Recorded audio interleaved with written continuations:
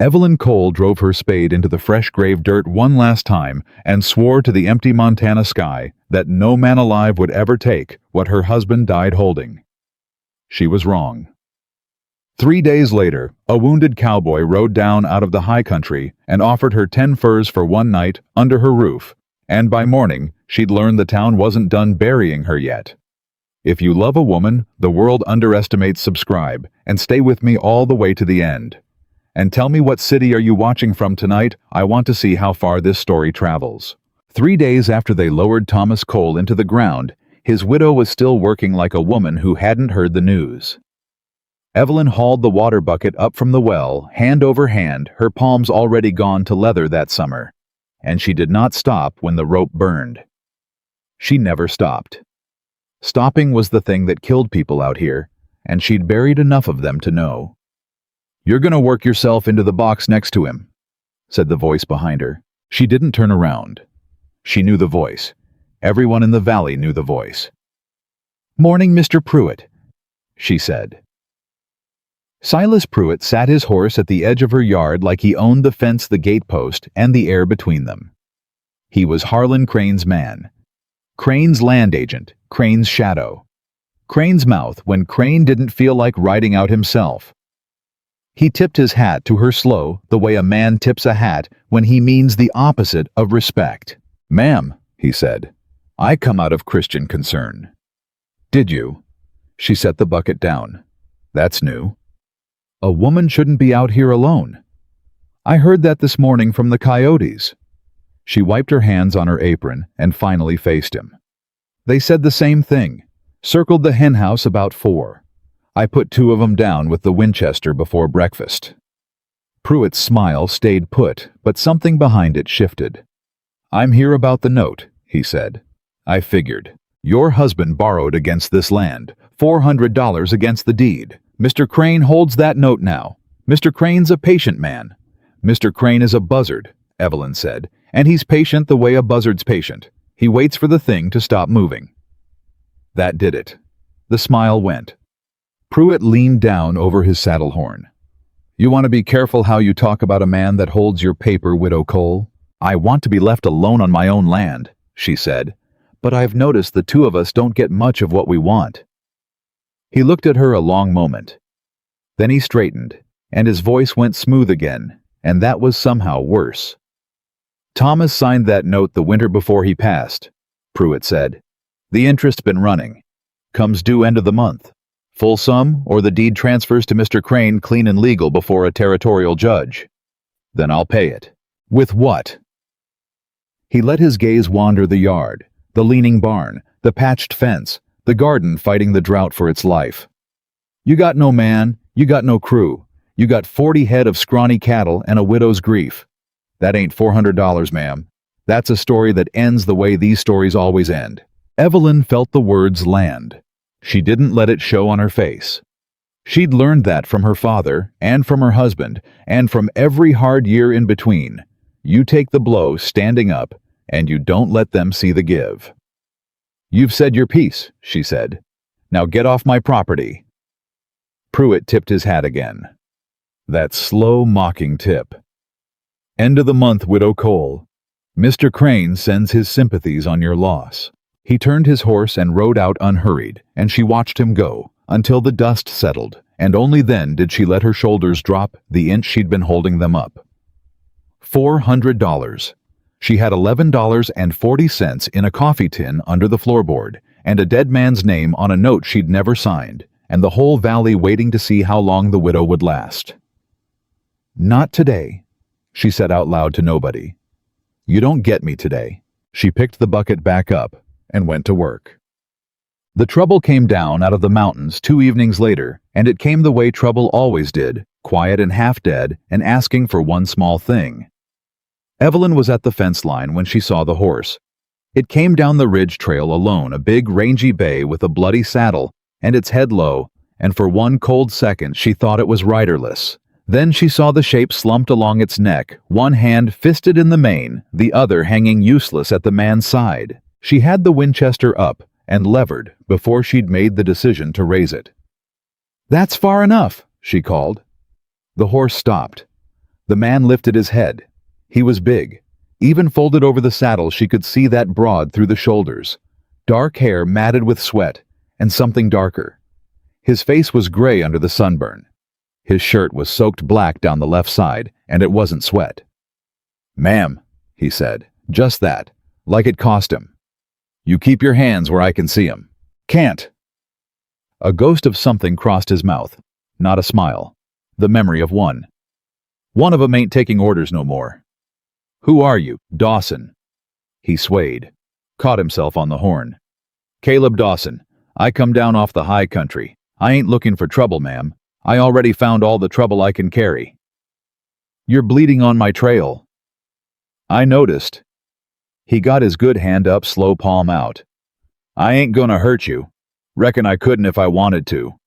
Look at me." She looked at him. She'd known men who could fake it. Wounded to get close, weak to get inside the door, then a knife out from under the blanket. Her father had warned her about them. The valley bred them. But she'd also spent her whole life reading horses and weather and men, and this one had the look of a thing that had already lost the fight and was only asking not to die on the ground. She did not lower the rifle. "What happened to you?" "Got shot," he said. "I can see that." "By who?" Something flickered behind his eyes. A pause. A calculation. She caught it. "Men," he said finally. "Didn't stop to trade names." "That's a poor answer." "It's the only one I got that won't put you in it too." That stopped her. He straightened up in the saddle with an effort that cost him the last of his color, and he looked down at her the way a man looks at the last decent thing he expects to see. "I'll get to the point, ma'am, on account of I might fall off this horse before I finish it." He reached back slow to the roll behind his saddle and undid the strap one-handed and let the bundle drop into the dust between them. Furs. A tied bundle of them. Beaver and fox and one wolf pelt near black prime, and heavy a whole winter's trapping worth more than most men in that valley saw in a season. 10 furs, Caleb Dawson said. "Best I took all year. They're yours. All of them. For one night." Evelyn didn't move. "One night," he went on. "Under a roof. Somewhere your rifle can watch me if it makes you easy. Come morning I'm gone and you never saw me, and you got 10 furs to show for the trouble." He breathed. "I ain't asking charity, ma'am. I don't take charity. I'm asking to buy a corner of your barn for one night like an honest man." For a long moment, the only sound was the horse blowing and the fence wire ticking in the heat. Then Evelyn Cole did the thing the whole valley expected of a woman with no man to protect her. She said no. "I don't know you," she said. "I don't know who shot you, or why, or whether they're coming behind you. I got no husband, and no crew, and no reason on God's earth to open my door to a bleeding stranger with a gun in his belt. Take your furs and ride on Mr. Dawson. There's a town 9 miles east. They got a doctor and a jail, and one of the two'll take you." She watched the words hit him. He didn't argue. That was the thing she'd remember later. He didn't beg, didn't curse, didn't try to make her feel small for it. He just nodded slow, like she'd told him a hard truth he already knew. "Fair," he said. "Fair enough, ma'am." He bent down. It took him 3 tries, and got hold of the fur bundle and dragged it back up across his lap. "Leave the furs," he said. "For the water your well can spare a horse that ain't done nothing wrong." "Mr. Dawson, he's a good horse." Caleb ran his good hand down the bay's neck, and the animal leaned into it. "Been carrying me 2 days. Least I can do is not let him ride off thirsty." And then he turned the horse. He got maybe 40 feet. Evelyn stood at her fence with the rifle down at her side now, and watched the man's back sway, watched him list, left, and correct, and list again, and she knew the way. You know, a calf won't make the night. The way you know, a fever's turned. She knew he wasn't going to reach that town 9 miles east. He wasn't going to reach the end of her fence line. "Mr. Dawson," she called. He didn't stop. "Dawson." He pulled up, turned his head just enough. "You fall off that horse on my trail," Evelyn said. "I'm the one has to bury you, and I have done enough burying this month." A pause. The wind moved the dust. "So I reckon you'd best not make me do it," she said. "Bring the horse to the trough. There's a room off the barn. It's got a door and a lock, and my rifle's got a fondness for that door. You understand me?" Caleb Dawson turned the bay around. "Yes, ma'am," he said. "I understand you fine." She got him off the horse in the barn, and it was near enough a deadlift, and she was strong from the work. But he was a big man, gone slack with blood loss, and by the time she had him down on the cot in the tack room, they were both gray and both breathing hard. "You're heavier than a heifer," she said. "Been told." His eyes were closed. "Not usually by a lady. I'm not a lady. I'm a widow with a hole in her fence, and a hole in her roof, and now a hole in a man in her barn." She was already cutting his shirt away with the shears brisk no ceremony. "Hold still." He held still. The wound was through the meat of the shoulder front to back, and it had missed the bone and missed the lung, and that was luck. But it had been bleeding 2 days, and it had the angry look starting around the edges. She'd doctored worse. She'd doctored her own husband through the fever that finally took him, and her hands didn't shake at blood anymore. That part of her had gone quiet and useful. "This is gonna hurt," she said. "Most things do." She packed it and she cleaned it, and he made no sound the whole time.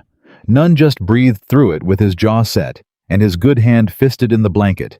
And when she was done, and had it bound tight, he opened his eyes and looked at her. "Obliged," he said. "Don't be. You're paying. 10 furs, you said." 10 furs. Something eased in his face. "You changed your mind." "I didn't change my mind. My mind said no. My conscience overruled it." She sat back on the milking stool and wiped her hands. "They fight sometimes. Conscience usually wins. It's why I'm poor." That got it out of him, not a laugh. He didn't have a laugh in him that night, but a breath through the nose the shape of one. "What's your name?" he asked.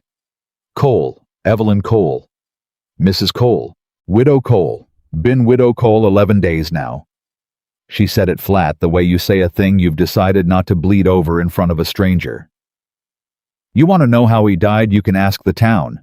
They tell it better than me. They've had more practice." Caleb was quiet a moment. "I won't ask," he said. "A man's grief's his own. I'd reckon a woman's is too." She looked at him then. Really looked. And she saw a thing in his face she hadn't expected. Not the hunger of a man who wanted something, not the calculation of a man working an angle. She saw somebody who knew exactly what she meant, who'd carried the same weight and knew the shape of it. "You've buried people," she said. It wasn't a question. "Yes, ma'am," Caleb said. "More'n I care to count.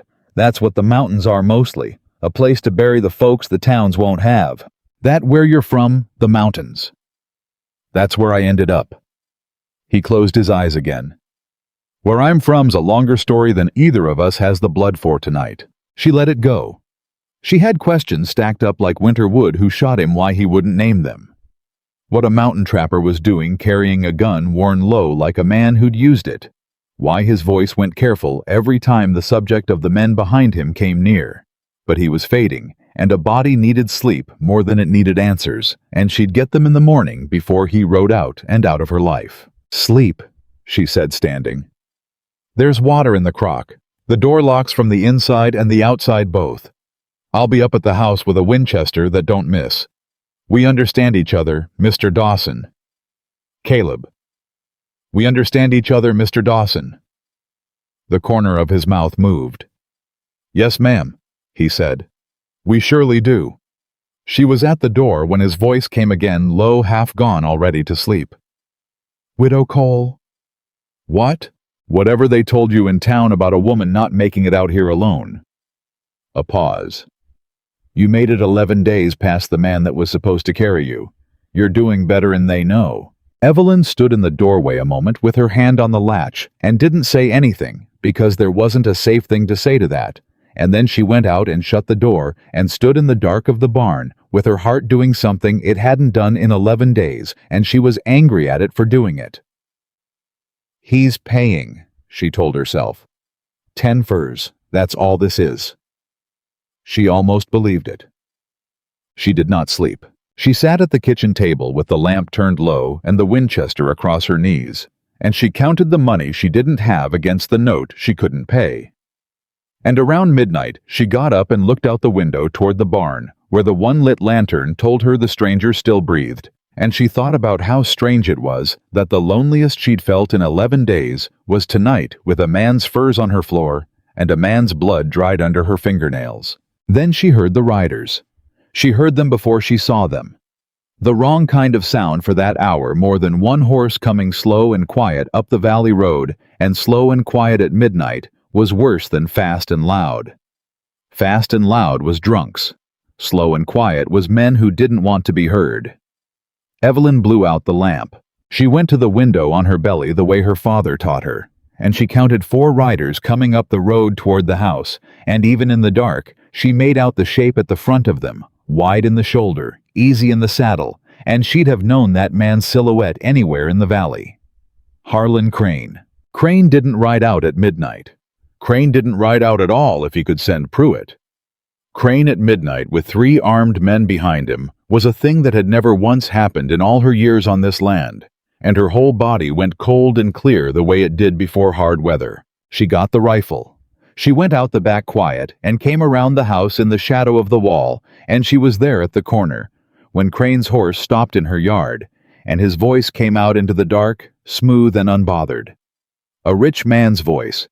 A voice that had never once in its life been told no, and meant it. "Widow Cole," Crane called. "I know you're awake. Your lamp went out too clean?" She didn't answer. "I'm not here for the note," Crane said. "The note can wait for the judge. I'm here on a different matter. A neighborly matter." A pause. "You had a visitor today. A man come down off the ridge. Big fella. Hurt." Evelyn's blood went to ice. They were the ones. The men who shot him. Crane's men.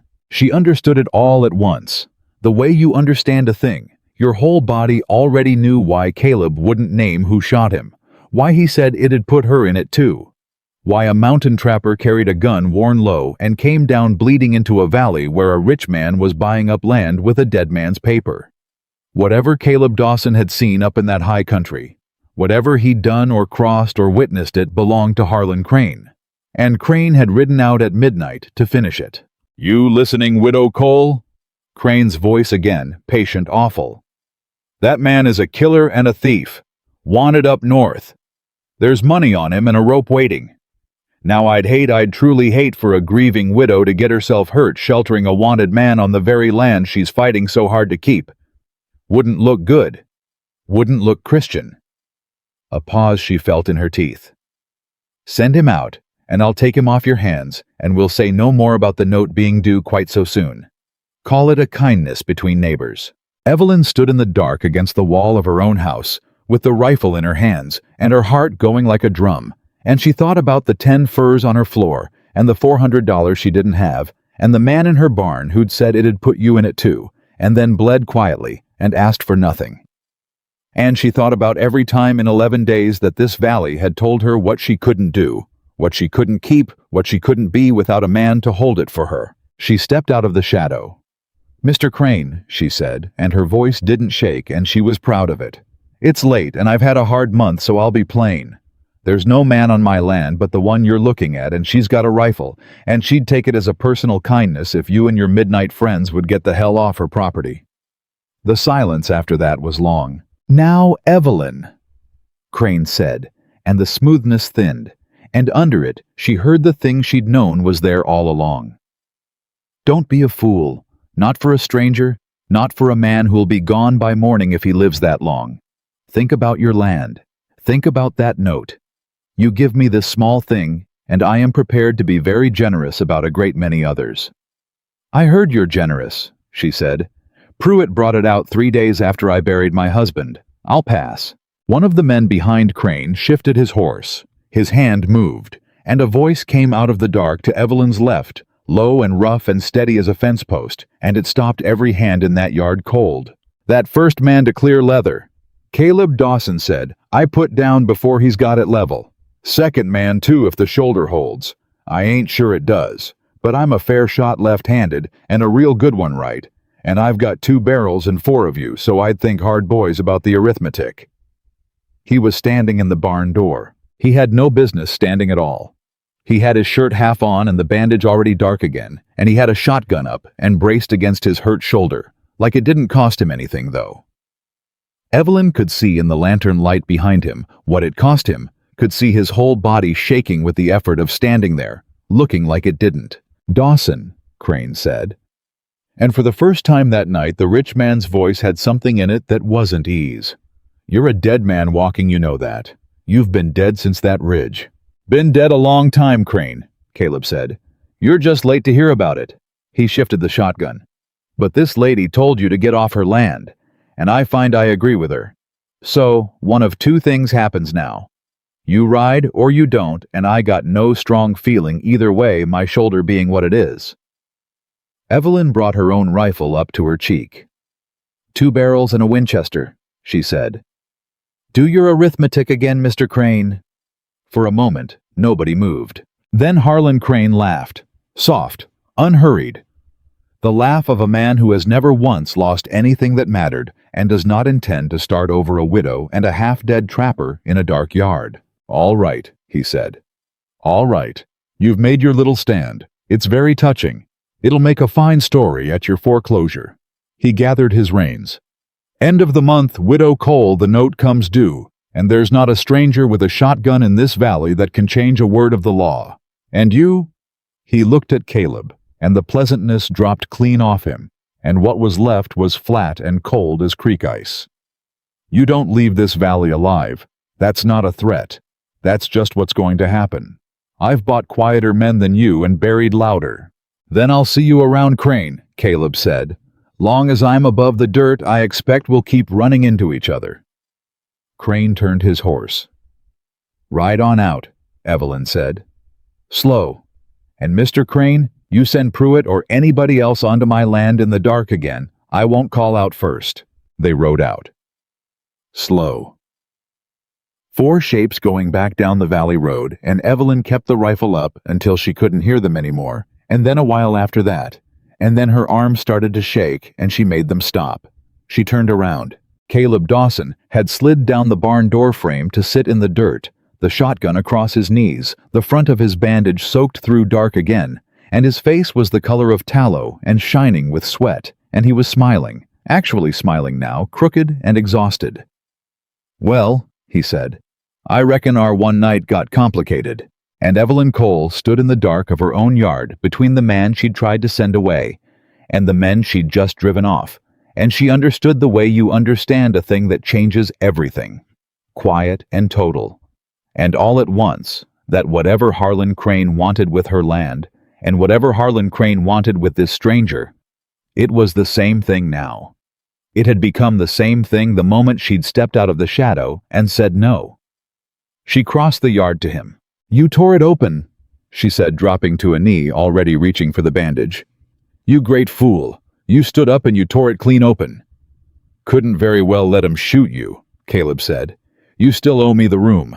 Man's got to protect his lodging. You paid 10 furs for one night's shelter," she said, pressing her hand hard against the wound to stop the new bleeding feeling.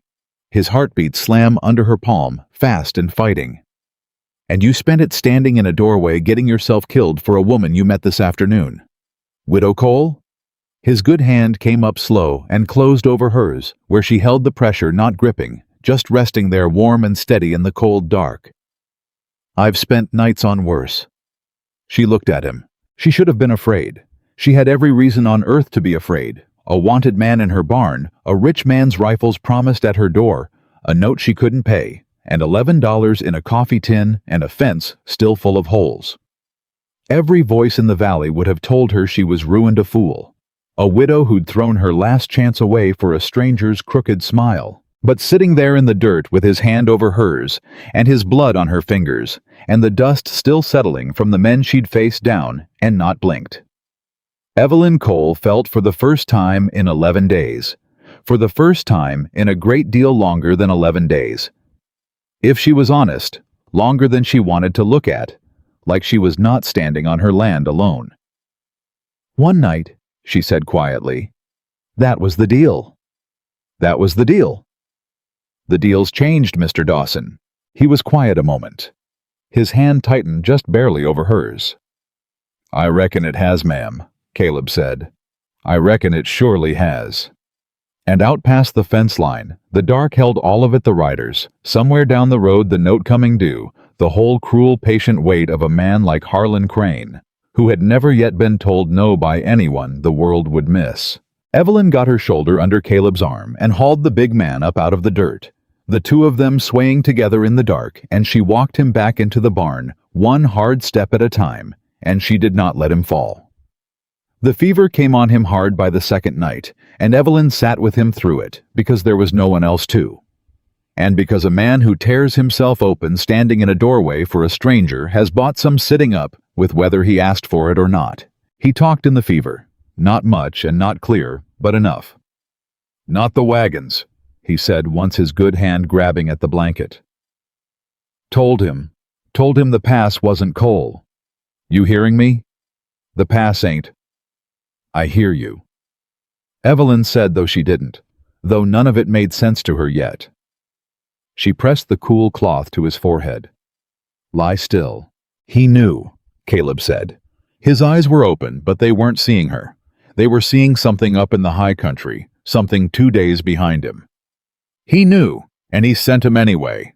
12 of 'em, women too. He knew, and he counted the money, and he sent 'em into the pass. Who did? But the fever pulled him back under, and he didn't answer, and Evelyn sat there in the dark, with a name half-formed in her chest, and a cold feeling spreading out from it, because she had heard the shape of that kind of story before. She had watched Harlan Crane count money over other people's ruin her whole life.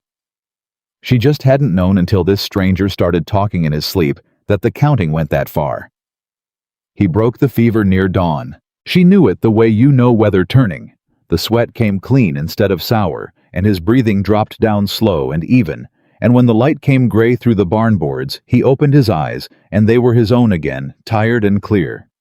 "Water," he said. She gave it to him. He drank half the crock. "You talk in your sleep, Mr. Dawson," she said. He went still with the crock halfway down. "Do I?" he said. "You do." "What did I say?" "Enough that I've got questions." She took the crock from him and set it down. "Not enough to answer them. You said something about a pass. 12 people, women, a man who knew and sent them anyway." Caleb was quiet a long moment. She watched him decide something. She'd gotten good in a short time at watching this man decide things behind his face. "You'd have been better off," he said finally, "if I'd fallen off that horse before I reached your fence. I've heard that from more comfortable men than you. Answer me straight for once." "It'll put you in it." "Mr. Dawson." She leaned forward. "A man rode into my yard at midnight with 3 rifles and my name in his mouth. I'm already in it. I've been in it since I said no to him in the dark. So you can stop telling me what I'm in and start telling me the truth, because I have got exactly 1 month before this land stops being mine, and I would like to know who I'm losing it to." That reached him. She saw it reach him. "You said Crane," Caleb said slowly. "Last night. Harlan Crane. That's his name. Owns half this valley, buying up the other half. With paper, with notes. He held my husband's note before Thomas was cold." Her jaw tightened. "You know him. I know what he did in the mountains." Caleb pushed himself up against the wall, grimacing, and she moved to help, and he waved her off, and she let him, because she was learning that too, when to reach for him and when to let him do it himself. "There's a freight company runs the northern passes. Crane's got money in it. Big money. Wagons carry folks west, families, settlers, folks who paid their last dollar for a spot on a wagon and a promise they'd get through before the snow. I know the kind. There's 2 ways through the North Range. Long ways safe. Short ways a killer narrow pass comes down hard weather early, and if you time it wrong you don't come out the other side. Long way costs the company money. 2 extra weeks more feed more wages." Caleb's voice had gone flat and careful, the voice of a man laying stones one at a time across deep water. "Short way they make the season. Crane and his partners sat in a warm room and did the arithmetic and sent the season's wagons through the short pass. And I was the man they hired to guide them. Evelyn didn't say anything. I told him, Caleb said. I've run those mountains 12 years. I told the company man the short pass was already turning. Weather coming. I said the long way or we wait a week. He telegraphed Crane. Crane telegraphed back. He stopped. Crane said the schedule stands. And you took them through. I quit. His good hand closed slow into a fist. I quit right there, and I told them to hire a fool if they wanted a fool, and I rode off. And they hired a fool, and they took 12 wagons into that pass, and the weather came down just exactly the way I said it would, and... His voice caught. It was the first time she'd heard it catch. 9 of them came out. 12 wagons went in, and I counted 9 coming down the far side, and I sat my horse on the ridge, and I counted 'em twice, Widow Cole, hoping I'd got it wrong. The barn was very quiet. 3 wagons, Evelyn said. Families. One had a woman about to be brought to bed with a child. Caleb looked at the wall. I went back up. I didn't have to. I'd quit. But I went back up into that pass, and I dug where I could dig, and I found what a man finds up there in weather like that, which is not much, and none of it good, and I came down that mountain with it burning a hole in me, and I did a foolish thing. You went to Crane. He looked at her surprised. You'd have done the same, she said. I can see it on you. You went to Crane.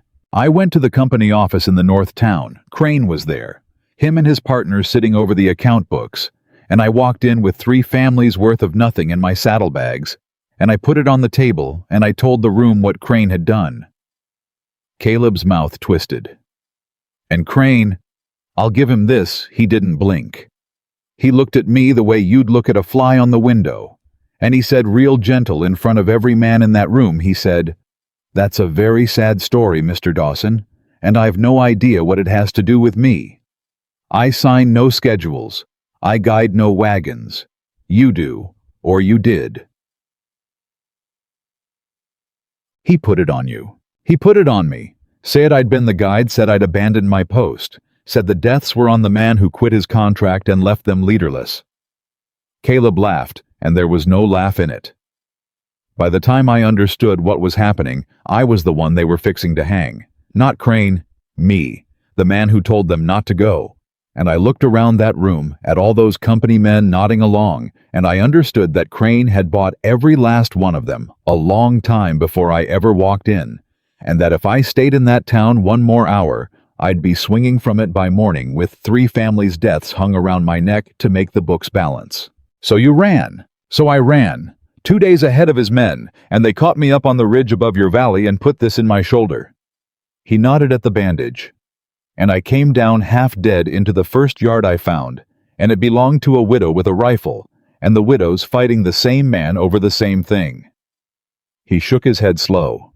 I don't hardly believe it myself, but there it is. He's after your land, and he's after my neck, and it's the one-man Widow Cole. It's Harlan Crane both times.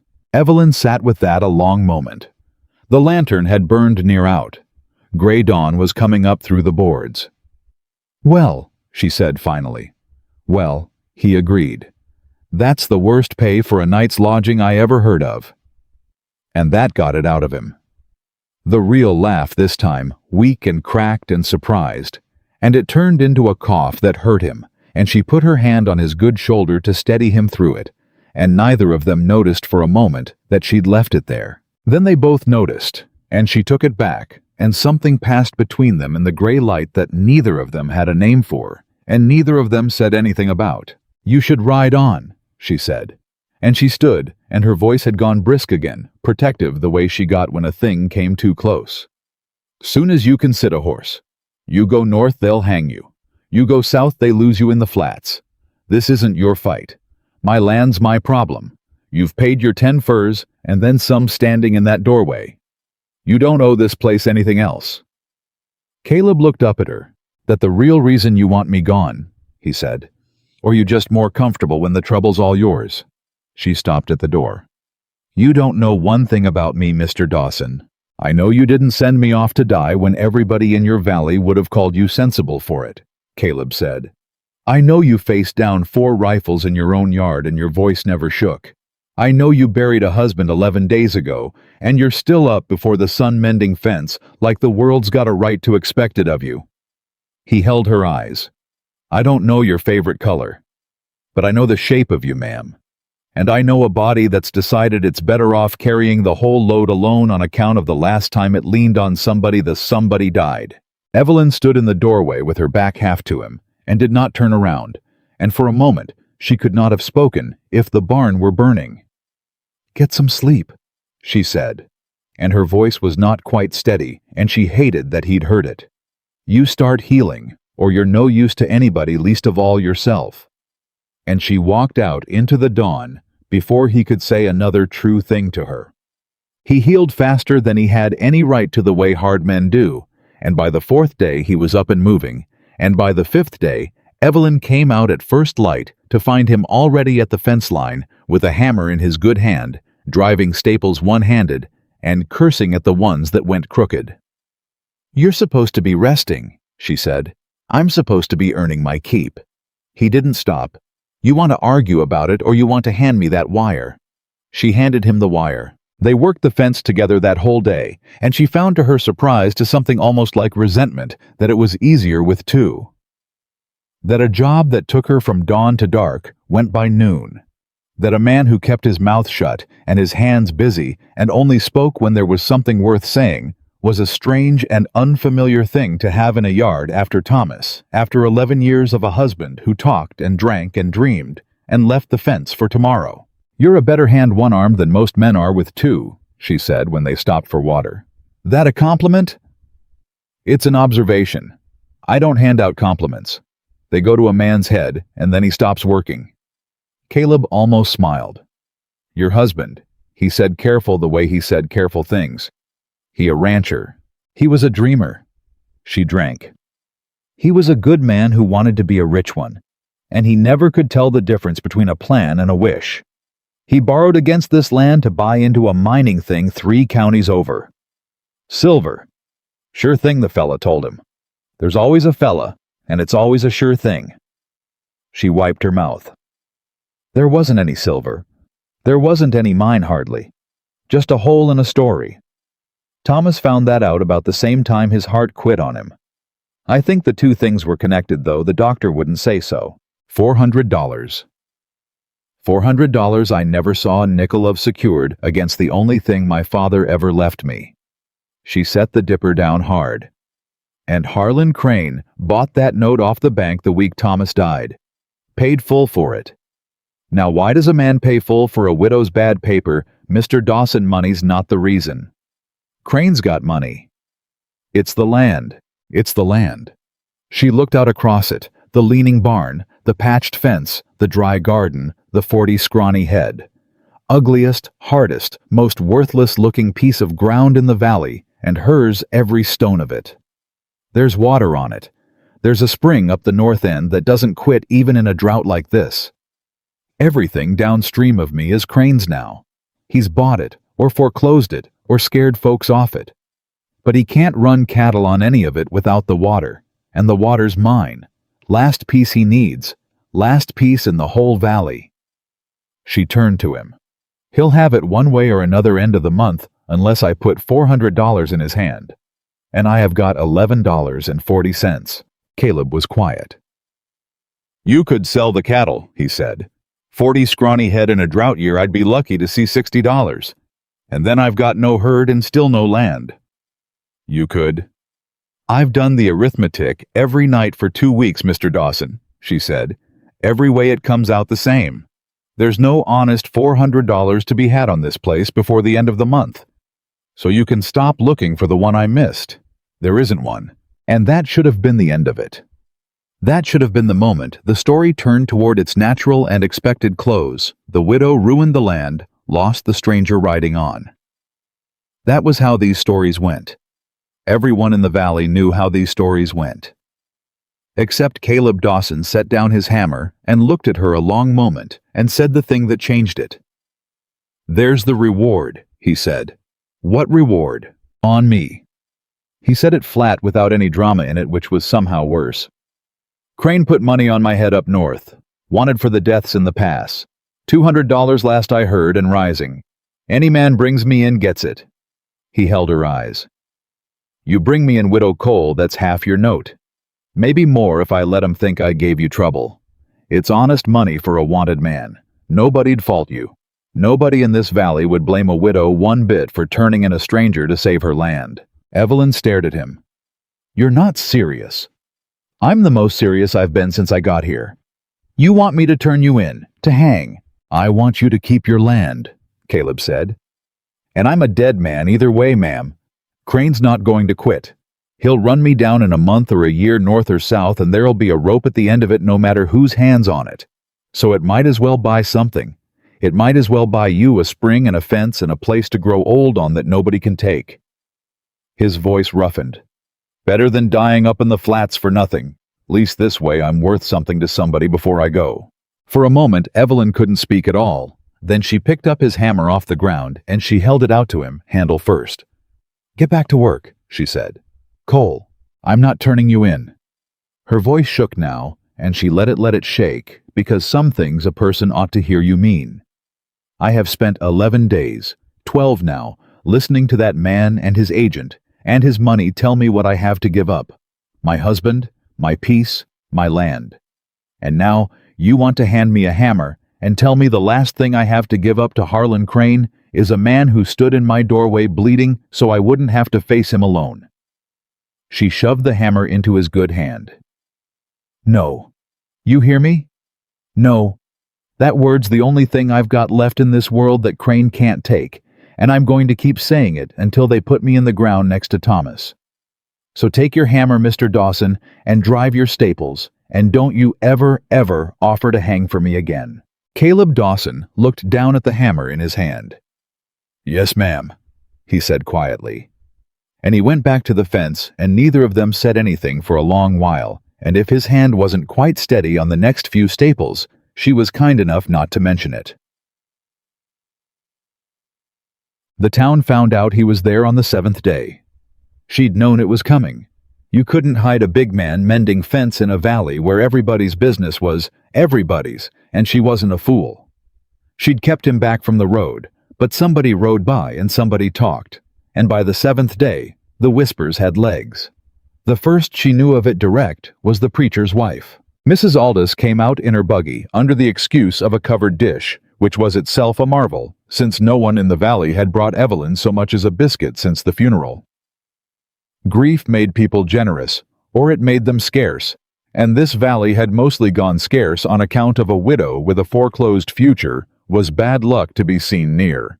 So the covered dish was a pretext, and they both knew it, and Mrs. Aldous got right down to the true business of it before she'd even handed the dish over. There is talk, Evelyn, she said, and I have come as a friend to tell you of it, so that you may correct it. Is there? Evelyn said. There is talk of a man, on your place, living on your place. There's a hired hand mending my fence, if that's the man you mean. A hired hand. Mrs. Aldous's mouth pursed. You've no money for a hired hand, Evelyn. The whole valley knows the state of your account. A woman with no money does not hire a strange man to live in her barn unless the arrangement is— She lowered her voice as though the word might soil the buggy, of another kind. Evelyn set the covered dish down on the ground, deliberate, slow. Mrs. Aldous, she said, you've known me since I was a girl in your husband's Sunday school.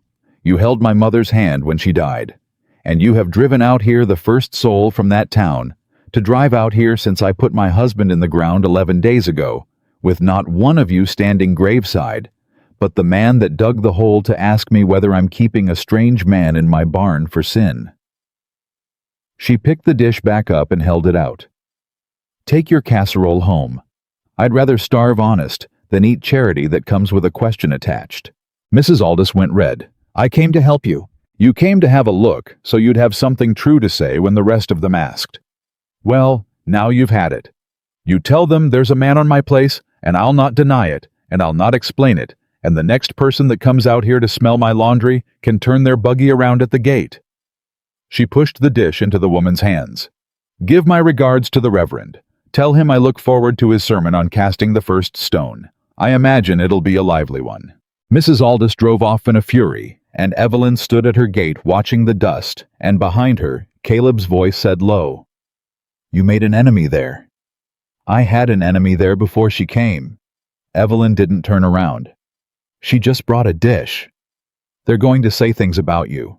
"They've been saying things about me my whole life, Mr. Dawson. Widow now. Barren before that, 11 years married and no children.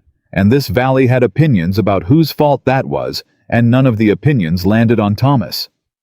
She said it flat. It had stopped being able to cut her a long time ago, or she'd told herself it had. "There's not a name in that town's mouth I haven't already worn.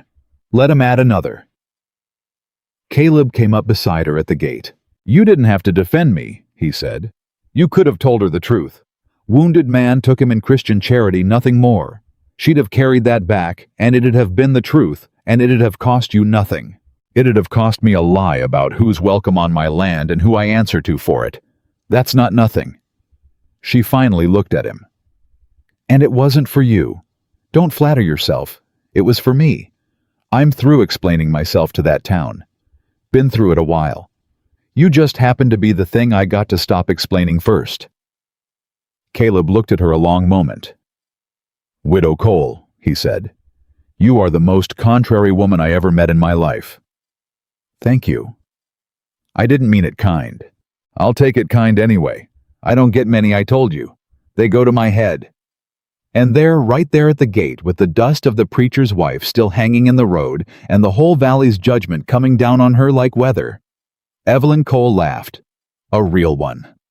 Short and surprised and rusty from disuse, and it startled them both, and Caleb Dawson looked at her when she did it the way a man looks at the first green thing after a long winter, like he'd forgotten such a thing grew. Then hoofbeats came up the road, and the laugh died because it was Pruitt. Silas Pruitt reined up at the gate and did not dismount.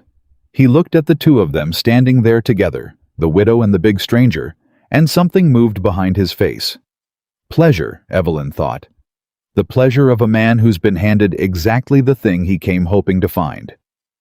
"Well," Pruitt said, "ain't this cozy?" "State your business," Evelyn said. "Mr. Crane sends his regards." Pruitt's eyes stayed on Caleb. "And a message, two of 'em matter of fact. First one's for you, Widow Cole. Note comes due in 3 weeks. Judge Harmon rides the circuit in from the territorial seat on the 28th. Your foreclosure's on his docket. You want to pay it off before then, you bring $400 to the bank in town, and Mr. Crane'll sign the deed back to you all friendly." He smiled. "You got $400, ma'am." Evelyn said nothing. "Didn't reckon so." Pruitt turned his gaze full on Caleb. "Second message is for your hired hand there, though I don't believe that's his profession. Is it, Mr. Dawson? I believe your profession's guiding wagons off cliffs and running from the rope." Caleb didn't move. "I got a name from a fella up north." Pruitt went on enjoying it. Description matched. "Big fella, dark hair, come down hurt off the ridge. Wanted man. There's paper on you in 3 counties, Dawson. $200 dead or living, and the company don't much care which."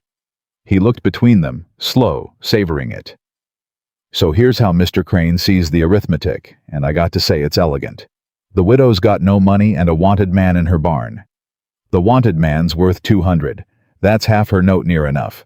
All she's got to do is give you up, and Mr. Crane'll even count it generous against what she owes. She keeps her land, you hang. Everybody's accounts come out square." He spread his hands. "It's the kindest offer that man ever made in his life, and I'd take it if I were the two of you before he thinks better of it." For a moment, nobody said anything. Then Caleb Dawson took a step forward toward the gate, and Pruitt's hand dropped to his gun, and Caleb stopped, and when he spoke, his voice was so quiet and so even that it was worse than a shout. "You go back and tell Harlan Crane something for me, Pruitt." "I'm listening." "Tell him I counted 9 wagons come down off that pass. Tell him I counted 'em twice." Caleb's good hand hung loose at his side, easy ready. "Tell him there was a woman up in that snow that was carrying a child, and I know her name, and I know the name of every soul in those 3 wagons on account of I wrote 'em down before I ran because somebody ought to, and there wasn't nobody else. Tell him the guide he's fixing to hang for it kept a list." He let that sit. "And tell him a list like that don't hang with the man that carries it. It keeps. It waits. It finds a judge someday that Crane don't own. You tell him that Pruitt word for word, and you watch his face when you do." Silas Pruitt's smile had gone. His hand was still on his gun. "You're bluffing." "Maybe." Caleb's eyes were flat and cold. "You want to bet Crane's neck on maybe, because that's your job now, isn't it? You're the man he'll send to find out. And I'm the man that's got nothing left to lose standing in a widow's yard telling you I wrote it down." He smiled, and it was not a nice smile. "I like my end of that arithmetic better than yours, Silas." Pruitt sat his horse a long moment. Then he backed it a step, and another, keeping his hand on his gun, and his eyes on Caleb the whole way. 28th, he said to Evelyn, not looking at her. $400 or the deed. And the offer on him stands, ma'am, right up till the judge rides in. You think on it. You think real hard on what a stranger's worth against your daddy's land." He turned his horse and rode, and Evelyn Cole stood there and watched him go, and then rounded on Caleb with her heart pounding. "A list," she said. "You wrote down, there's a list." Caleb watched the road. "Mr. Dawson," she grabbed his arm and turned him. "Is there a list?"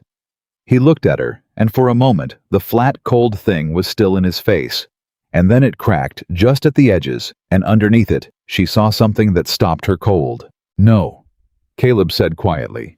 "There's no list, Cole. There was never time to write down a thing up in that pass. There was only time to dig and to run." He looked back at the road where Pruitt's dust was settling. "But Crane doesn't know that. And now he's got to spend 3 weeks not knowing it. And a man that can't sleep for wondering is a man that makes mistakes." Evelyn stared at him.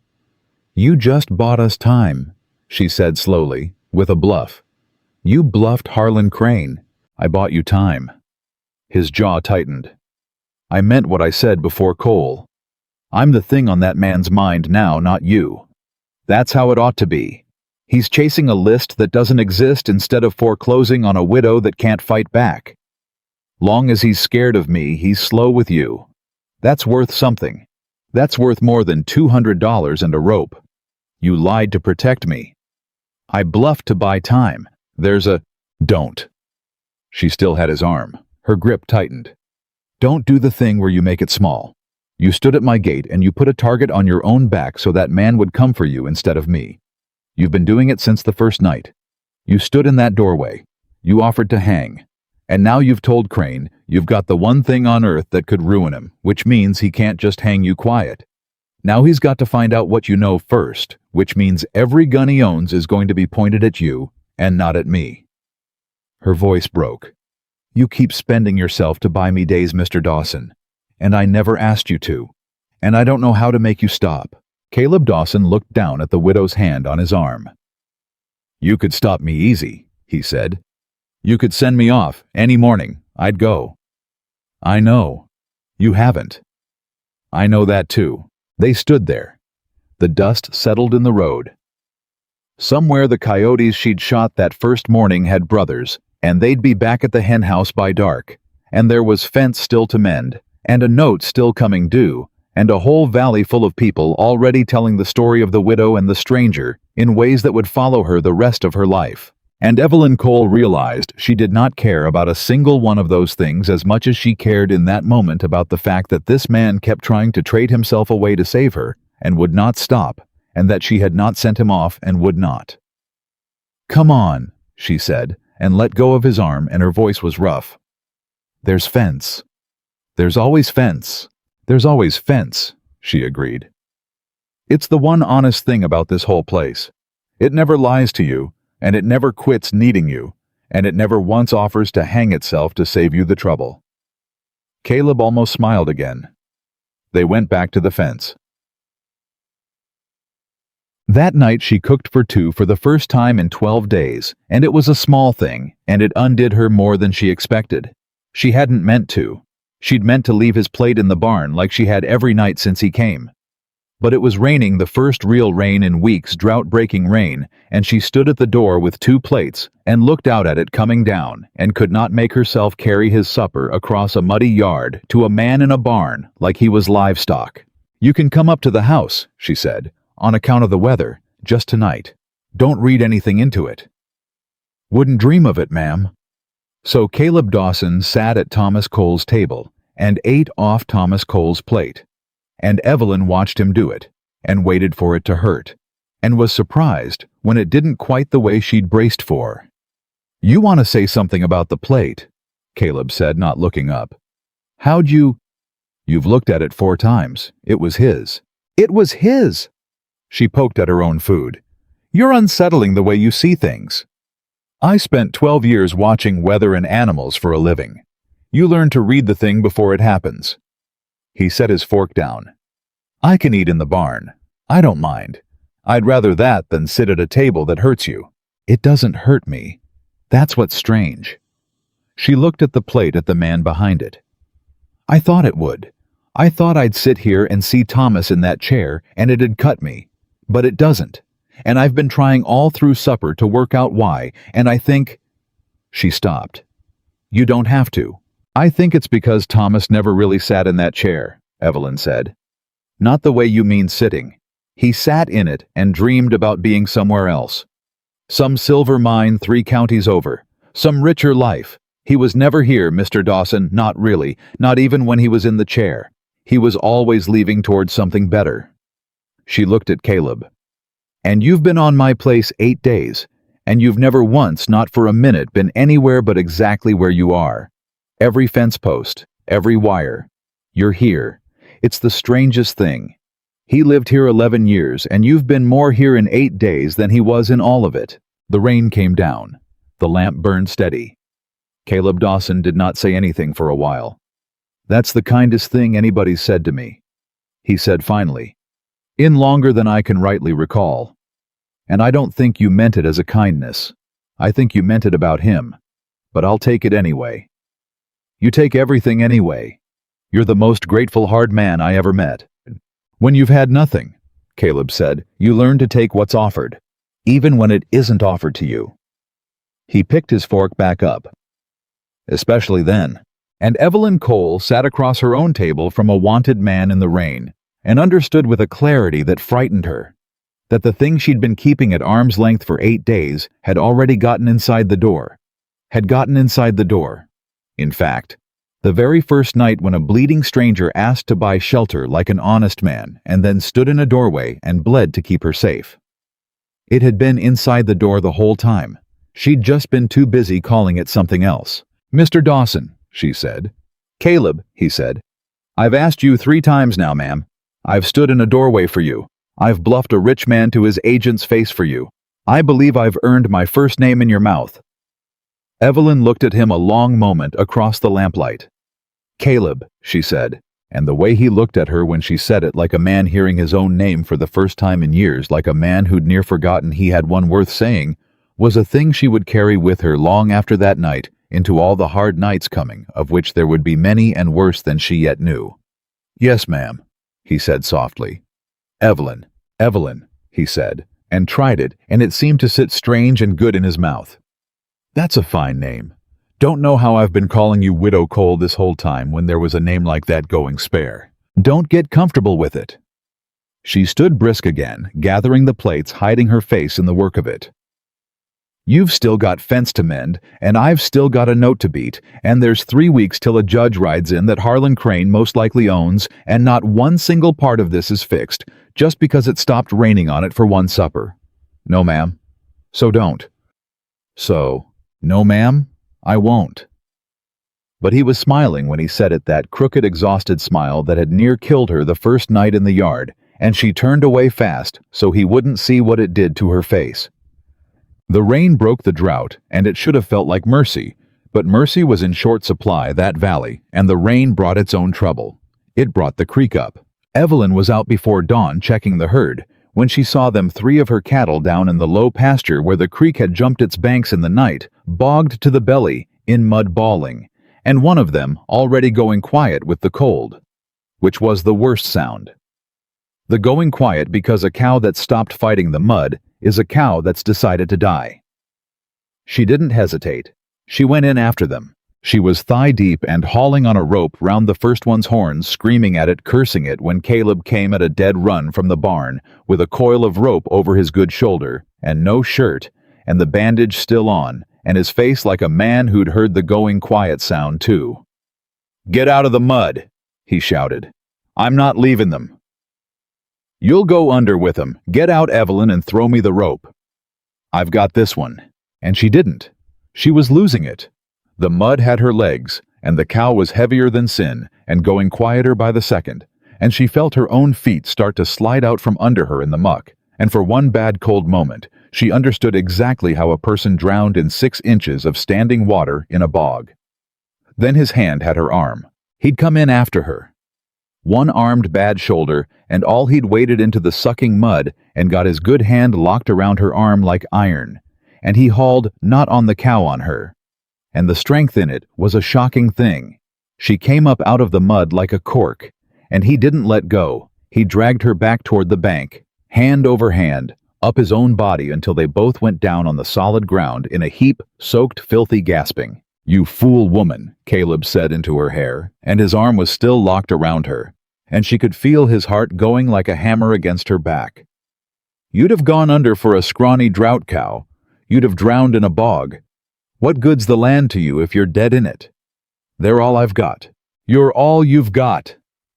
He turned her both hands on her shoulders. Now, mud everywhere, his face fierce and frightened in a way she'd not seen on him. "You hear me? A cow's a cow. There's 40 of 'em. There's one of you, Evelyn Cole, and I just watched you decide a drought cow was worth more'n your own life, and I'll be damned if I stand by for that. I've watched enough people die for less than that. I've watched—" his voice cracked. "I watched 12 wagons of 'em die for a man's arithmetic. I am not watching you die for a cow." Evelyn stared up at him, mud-caked, shaking with cold, and something else. "Then help me save the cow," she said, "so neither of us has to die for it." And Caleb Dawson looked at her, and something broke open in his face. Some hard thing that had been holding shut a long time, and he laughed helpless, disbelieving mud in his teeth. And he said, "You are the most contrary, stubborn, impossible woman that God ever set on this earth."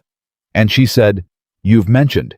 And they got the ropes, and they went back to the mud together, and they saved 2 of the 3 cows, and lost the quiet one, and stood after, in the gray morning covered head to foot, in filth, both of them breathing hard alive.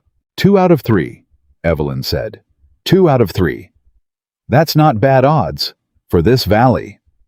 "No," Caleb said, and he was looking at her, and the fierce, frightened thing was still in his face, but there was something under it now, something that had decided itself in the mud. "No, it isn't. Best odds I've had in a while, matter of fact." And Evelyn Cole, standing thigh-deep in her own ruined pasture next to a wanted man who'd just hauled her back from drowning, understood that she was in trouble, far past the note and the land. And the judge riding in understood that the thing she'd let inside the door was all the way in. Now was going to cost her worse than $400 if it went wrong, and that she had somewhere in the last 8 days stopped entirely wanting to send Caleb Dawson off her land, which was the exact and precise moment that she looked past his shoulder toward the road and saw the dust. Not one rider. Not Pruitt. Riders, many of them. A whole line of them coming up the valley road in the gray morning light, more men than Harlan Crane had ever sent before, and at the front of them, unmistakable, even at that distance, wide in the shoulder and easy in the saddle, rode the man himself. "Caleb," Evelyn said. He'd already turned.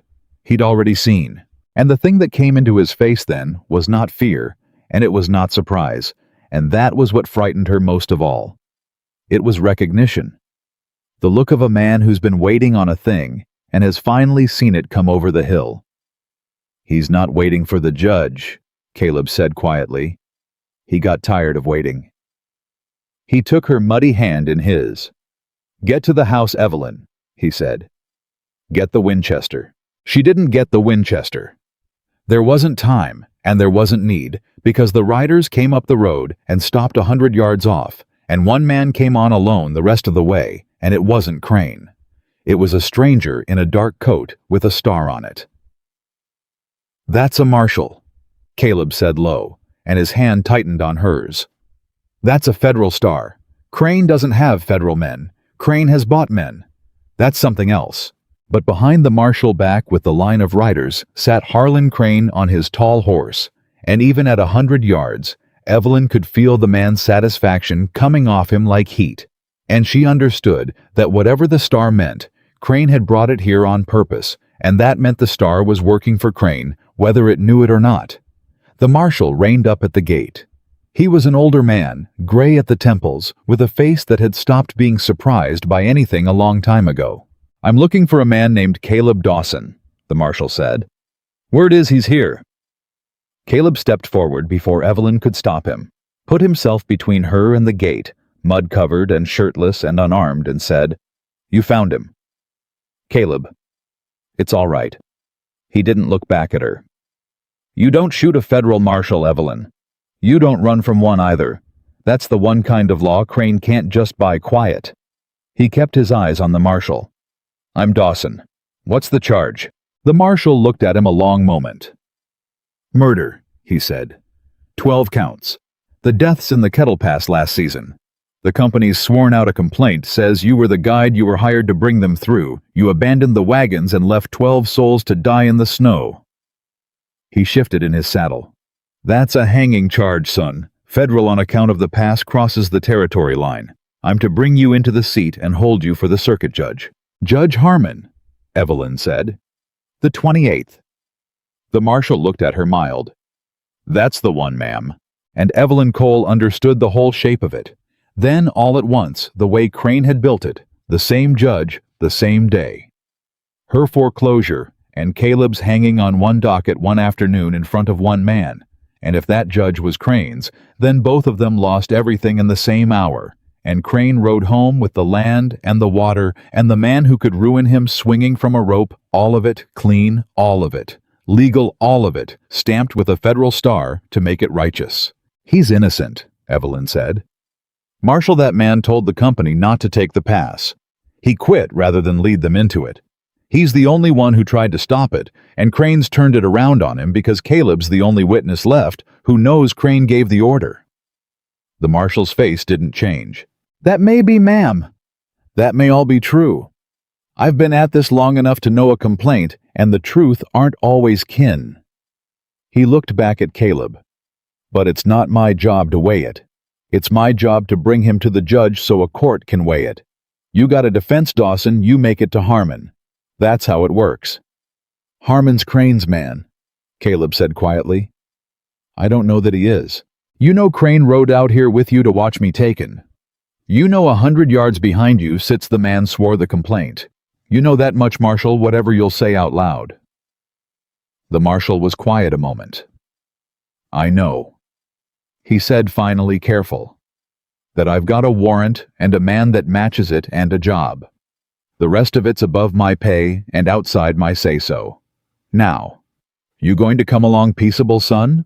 Or are you going to make me do the other thing in front of this lady?" And Evelyn watched Caleb Dawson stand there in the mud unarmed, 100 yards from the man who'd built this whole trap around him, and she saw him weigh it, saw him weigh running and fighting and dying right there in her yard, and she saw him set all of it down. "Peaceable," Caleb said. "I'll come peaceable, on one condition." "You're not in a spot to set conditions.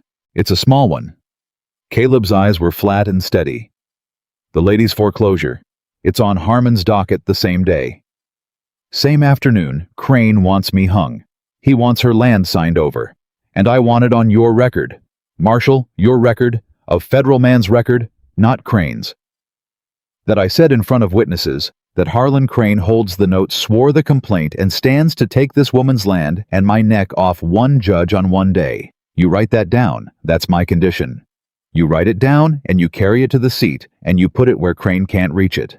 The marshal looked at him a long time. Then slowly, he took a small book from his coat and a pencil, and he wrote in it. And Evelyn saw Harlan Crane's horse shift back at the road, saw the satisfaction go still on the distant man's face because Crane couldn't hear what was being said. But he could see the marshal writing, and a man like Crane knew that anything written down was a thing that could turn on you. "It's down," the marshal said and put the book away. "For whatever it's worth. Now come along, Dawson. Get a shirt on. I'll not haul a man to jail half naked, that's not decent." "Caleb." Evelyn caught his arm. Her voice had gone low and fast and desperate. "You can't. If that judge is Crane's, they'll hang you. This is the trap. This is the whole thing he built.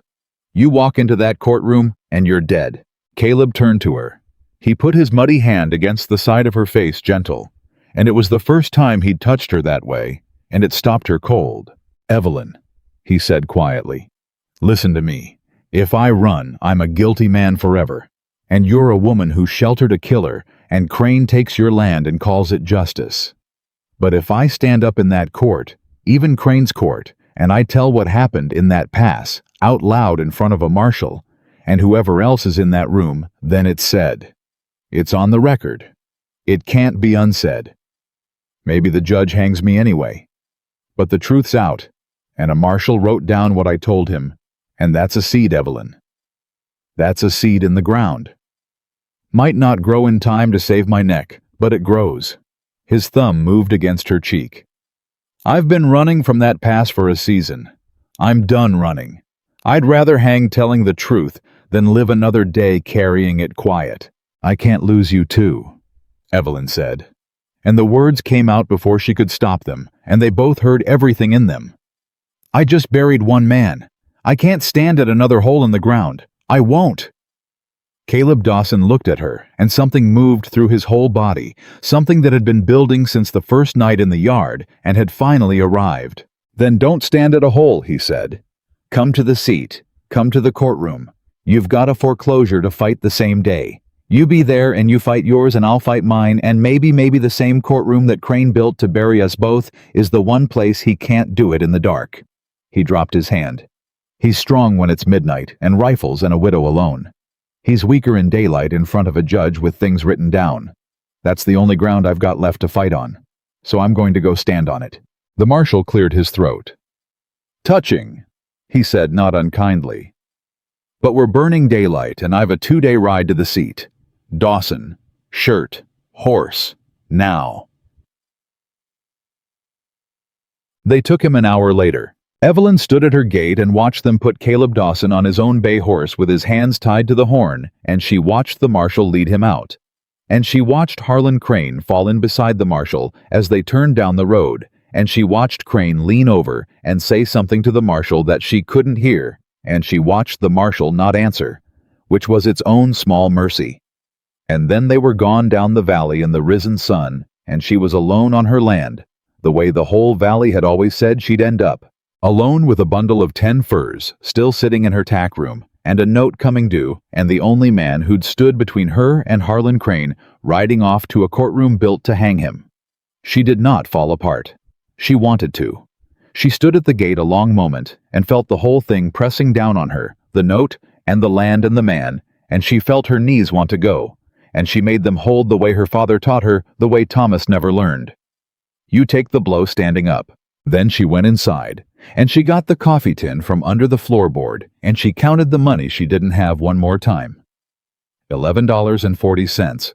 And she sat at Thomas's table where Caleb had eaten off Thomas's plate, and she made herself think. $400 in 3 weeks. It couldn't be done honest. She'd said so herself, said it to Caleb's face. There's no honest $400 to be had on this place. But Caleb had done an impossible thing with a bluff. He'd bought 3 weeks with a list that didn't exist, and Evelyn Cole sat at her dead husband's table and thought if a lie could buy time, then maybe the truth could buy the rest. Maybe the same courtroom Crane built could be turned. Maybe the seed Caleb wanted to plant needed more than one man's word in the ground to grow. Maybe it needed witnesses. She thought about the 9 wagons that came down off the pass. 9 wagons of people who lived, who saw, who knew that a man named Dawson had told the company not to go and quit rather than lead them, and who knew because people always knew in those close, terrible hours that the order to go anyway had come from somewhere higher than a guide. 9 wagons of people scattered west by now, but scattered from a known place, from the company's own North Town, from the company's own records. And Evelyn Cole stood up from the table with her heart going hard because she'd found it not $400, but something maybe worth more. A thing Crane hadn't counted on a widow being able to do, because widows in this valley didn't do things. They lost their land quiet and moved to town and took in washing and disappeared. She was going to the North Town. She was going to find the survivors of Kettle Pass, and she was going to bring them to that courtroom on the 28th.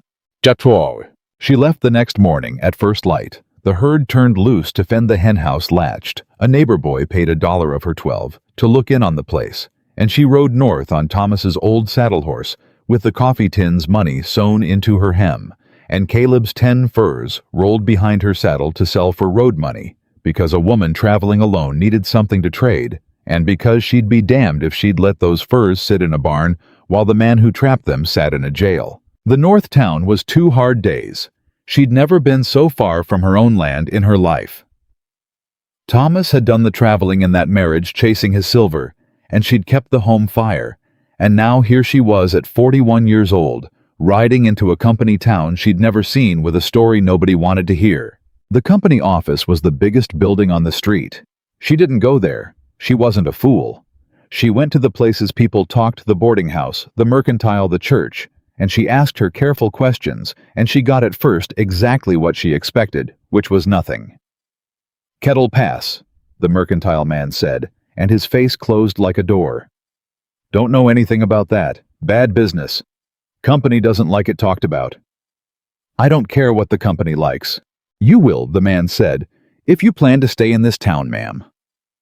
She got the same door closing everywhere. The company owned the town the way Crane owned her valley, and the people had learned the same lesson her valley had learned, which was that you kept your head down and your mouth shut, and you did not speak the names the company didn't want spoken.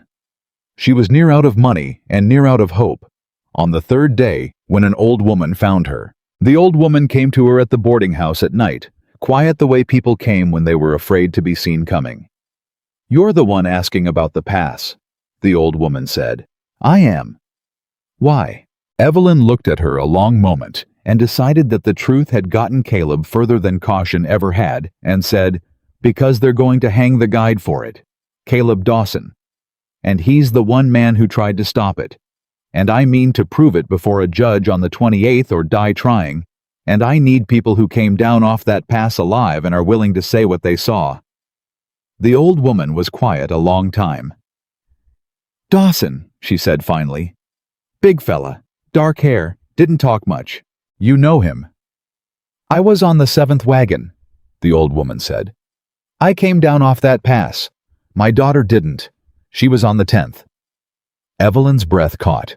"The 10th was one of the 3 that didn't come out," the old woman said, and her voice was flat and old, and terrible with a grief that had had a whole season to harden. "My daughter and her husband and my grandbaby that wasn't born yet. In the snow.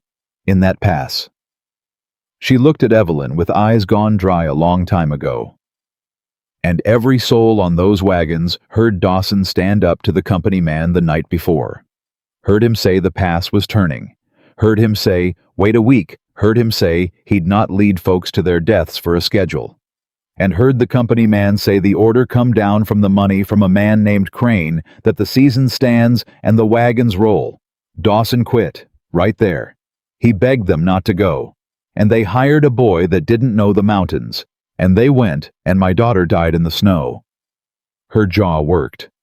"And now they're hanging the one man that tried to stop it, to keep the money's name clean. Will you say that?" Evelyn whispered. "In a courtroom, before a judge. Will you stand up and say it?" The old woman looked at her for a long moment. "I've been waiting a season," she said, "for someone to ask me that question. The company made sure nobody would, threatened folks, bought folks, moved folks on. I thought there wasn't a soul left in the world that wanted the truth of it." Her chin came up. "Yes, I'll say it. And I know 4 others that came down off that pass and never forgave themselves for living when their kin didn't, and they'll say it too, if you can promise them one thing. Anything. That it won't be for nothing. That there's a judge that'll hear it. Because we've all learned, ma'am, that speaking the truth in this town gets you nothing but run out of it, and we're old, most of us, and we've nowhere left to be run to.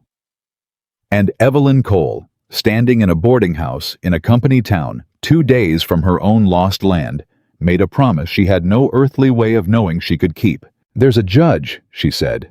"Judge Harmon, the territorial seat, the 28th. I can't promise you he's honest. I've got reason to think he's bought. But I can promise you this, if 5 of you stand up in that room and say what you saw. Then it's said in front of a federal marshal, and it's on the record, and it can't be unsaid. And even if that judge hangs Caleb Dawson anyway, the whole territory is going to know that Harlan Crane sent 12 people into the snow for a schedule. And a man can survive a lot of things, but I've never yet seen one survive the whole world knowing what he is." The old woman looked at her a long, long moment. "You love him," she said. "The guide." Evelyn didn't answer. "You don't have to say. I can see it. A woman doesn't ride 2 days into a company town on nothing but justice." The old woman almost smiled, and it was a terrible thing on that grief-worn face, but it was real. "Good. Good. A thing done for love holds better than a thing done for justice. Justice gets tired. Love doesn't." She stood. "Be at the church at dawn. I'll bring who I can. We've got a 2-day ride to the seat and a truth to carry, and I've been waiting a whole season to carry it. It's about time somebody let me." Evelyn came into the territorial seat on the 27th, with 5 witnesses behind her, and the last of her money spent, and the 10 furs sold in the north town for enough to feed and lodge 6 travelers on a hard road. And she rode into that town, not knowing if Caleb Dawson was still alive to be saved. He was. She found the jail, and she talked the deputy into 5 minutes through the bars, with a stubbornness that would not be refused. And she stood in the dark of the cell block, and looked at him thinner, bruised down one side of his face, where somebody's fist had been, but alive on his feet, his eyes coming alight when he saw her in a way that near broke her. "Evelyn!" He was at the bars in 2 steps. "What in God's name, you shouldn't be here. Crane's here. He's all over this town. If he sees you—" "He's going to see me tomorrow," she said. "In that courtroom, standing up." She gripped the bars. "Caleb, I found them. The survivors. 5 of them came down off that pass alive, and they've come 2 days to say what they saw. There's a woman lost her daughter and her grandbaby in that snow, and she heard you beg the company not to go, and she's going to stand up in front of Harmon tomorrow and say it." Caleb Dawson went very still. "You did what?" he whispered. "I went north. I found the seed you wanted to plant, and I brought water for it." Her voice shook. "You told me the truth was worth more than $400. So I went, and I got more of it. I got 5 mouths full of it. And tomorrow, when Crane stands up to hang you for those deaths, 5 people who watched their families die are going to stand up and tell that judge and that marshal and the whole territory that you're the one man who tried to stop it." Caleb put his forehead against the bars. His hands gripping the iron had gone white at the knuckles. "Evelyn," he said, and his voice was wrecked. "You rode 2 days into Crane's own town, alone, chasing a thing I didn't dare hope for. You sold my furs, and you spent your last dollar, and you—" He stopped. He couldn't go on for a moment. "Nobody ever. In my whole life, nobody ever came back for me. Nobody ever rode 2 days to—" He stopped again. "Why? Why would you do that? You could have stayed home. You could have fought your foreclosure and let me hang, and nobody'd have faulted you one bit. Why'd you come?" Evelyn Cole looked at the man behind the bars. "Because you asked me for one night," she said. "And you paid 10 furs for it, and then you spent that night and every night after standing between me and the worst man in this territory. Because you offered to hang so I could keep my land. Because you bluffed a rich man to his agent's face for me. Because you hauled me out of a bog when I was too stubborn to save my own life." Her voice broke clean open. "Because you've been trying to trade yourself away from me since the first day Caleb Dawson and I told you I didn't know how to make you stop. Well, this is how. I stop it by refusing to let you go. I stop it by coming back. You're not the only one in this world who can stand in a doorway." Caleb Dawson looked at her through the bars, and this hard man who'd taken a bullet without a sound, who'd faced 4 rifles in a dark yard, who'd stood in front of a federal marshal and set down his own life without flinching. This man's face came apart. "Evelyn," he said, "don't." She reached through the bars and took his hand. "Don't say it in a jail. Don't you dare say it to me for the first time through iron bars the night before they might hang you. You say it to me tomorrow when it's over, when we're both standing in the daylight on the other side of that courtroom. You hold on to it till then. You hear me? You hold on to it and you use it to stay alive, and you say it to me proper, or you don't say it at all." Caleb Dawson gripped her hand through the bars and pressed it to his mouth, and he didn't say it, and the not saying it was the loudest thing she'd ever heard. "Tomorrow," he said against her fingers. "Tomorrow," she said. The deputy came then and made her go, and she went, and she looked back once, and Caleb Dawson was standing at the bars watching her the way a drowning man watches the one rope, and she carried that look with her out into the night, and it kept her upright through everything that came after. The courtroom on the 28th was packed to the walls. Word had gotten around the way it does a hanging trial and a foreclosure on one docket, a wanted man and a widow, and the whole territory that had a stake in Harlan Crane's business came to see how it landed. Crane sat at the front in a good suit, easy unbothered, a man watching a thing he'd already won. His agent Pruitt sat behind him. The company men from the north filled 2 rows, and the federal marshal stood along the wall with his gray face giving away nothing. Judge Harmon took the bench and Evelyn watched him, and her heart sank because Caleb had been right. She could see at the small nod the judge gave Crane, the ease between them 2 men who'd sat at the same tables. This was Crane's judge. This was the trap sprung, and she'd walked into it with 5 old witnesses and a broken heart and no money and no lawyer. They called the foreclosure first. The matter of the note held by Harlan Crane against the property of the widow Evelyn Cole, the clerk read. $400 due this day. Widow Cole. Harmon looked down at her. "You've the sum or you haven't? Which is it?" Evelyn stood, her knees held. She'd made them hold. "I haven't got $400, Your Honor," she said, and her voice carried clear through the packed room. "But I've got something I reckon this court ought to hear before it signs my land to that man. This is a foreclosure, ma'am, not a... It's connected." She kept her feet. "The same man foreclosing on me swore the complaint against the prisoner you're set to try this afternoon. Harlan Crane. He holds my note and he swore Caleb Dawson's warrant, and he means to take my land and hang that man in the same room on the same day. And I say the 2 matters are one matter, Your Honor, and I've brought 5 witnesses who'll show you how." The room stirred. Crane's ease flickered just for a second. "Your Honor," Crane said, rising smooth, "this is a grieving widow overwrought. The foreclosure's a simple matter of law. The criminal trial's separate entire. I'd ask the court not to indulge—" "He's afraid," Evelyn said loud into the room, and she turned and looked straight at Harlan Crane for the first time in the daylight in front of the whole territory. "Look at him. 11 days after I buried my husband, he sent his man to take my land. He's ridden out to my place at midnight with rifles. He's tried to buy me, scare me, foreclose me, and now he wants it done quiet and legal in one afternoon. And the one thing Harlan Crane cannot stand is for this to happen slow in daylight in front of witnesses. Because a man like Crane does his worst work in the dark. So I brought the daylight, Your Honor. I brought 5 people who came down off Kettle Pass alive, and I'd like this court to hear them before it decides what kind of man it's doing business with." "Your Honor," Crane started, but the federal marshal spoke from the wall in his flat gray voice, and it cut through the room like a blade. "Judge Harmon." The marshal pushed off the wall. "I'll say a thing for the record since the record's been on my mind. When I took the prisoner, he asked me to write down, and I did that. Harlan Crane holds this woman's note, swore the prisoner's complaint, and stands to gain the land and the hanging, both off one docket one day. I wrote it because it struck me as the kind of thing that ought to be written. And now this woman's ridden in with 5 witnesses to the very deaths the prisoner's charged with." He looked at the judge level. "I've no dog in it, Harmon, But I've been a federal officer 22 years, and I'll tell you plain, if you sign this land over and hang this man without hearing what those 5 people came 2 days to say, and it comes out later that they'd have cleared him, that's not going to sit on Crane.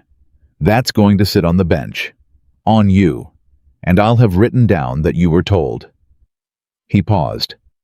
"The record's a patient thing, Your Honor. It waits.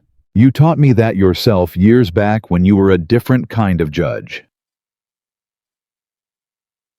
The courtroom had gone dead silent, and Evelyn watched Judge Harmon's face, watched something move across it, watched a bought man remember for one moment the thing he'd been before.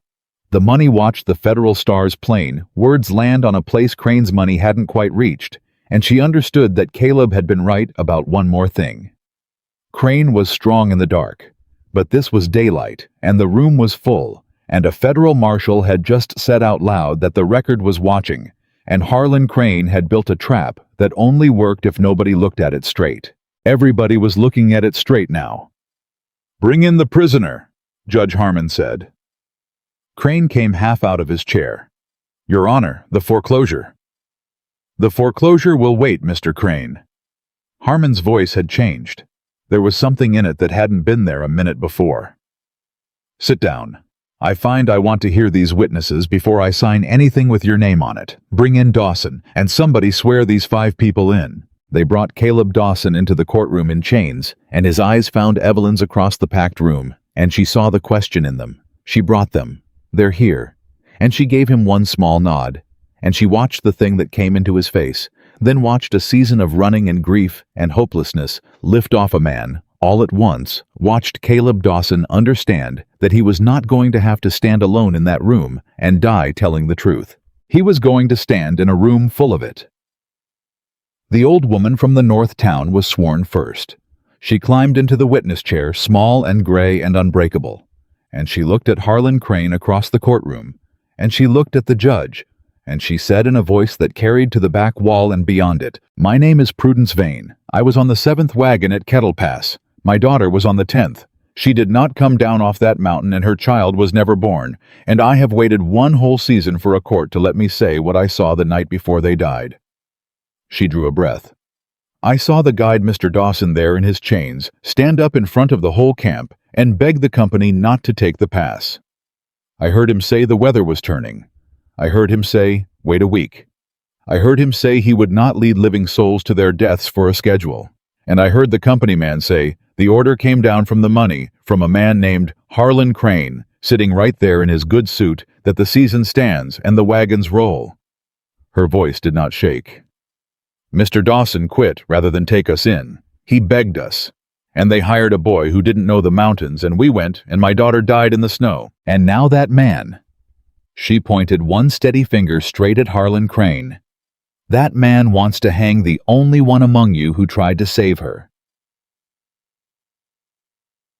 The courtroom erupted. And Harlan Crane, for the first time since Evelyn Cole had ever laid eyes on him in the full light of a crowded courtroom with a federal marshal writing in his book, and 5 witnesses waiting their turn, and a judge who'd just remembered what he used to be, sat very still in his good suit and said nothing at all, because there was nothing for the first time in his life that his money could buy him in that room. Judge Harmon banged his gavel until the room went quiet, and then he let the quiet sit a moment, and then he said, "The witness will step down. Call the next."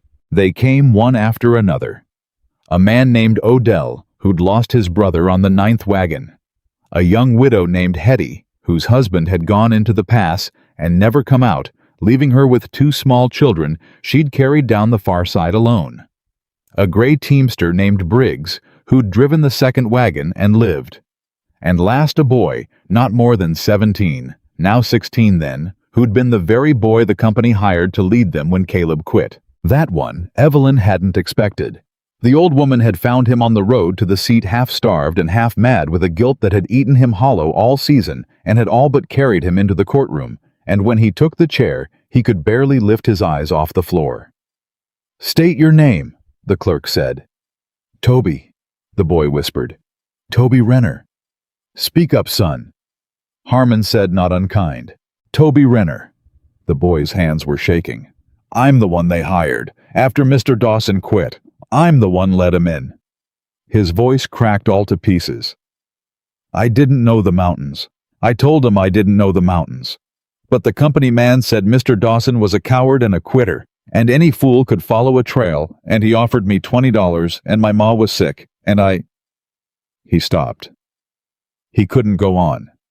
The whole courtroom held its breath. "Take your time," the judge said. "Mr. Dawson found me." Toby got out. "The night before, after he quit. Found me in the dark by the horses, and he took me by the shoulders and he said, 'Boy, don't you do this. That pass is death. You don't know it and I do, and I'm telling you, $20 ain't worth what's up there.' He begged me, same as he begged the company. He said—" The boy's face crumpled.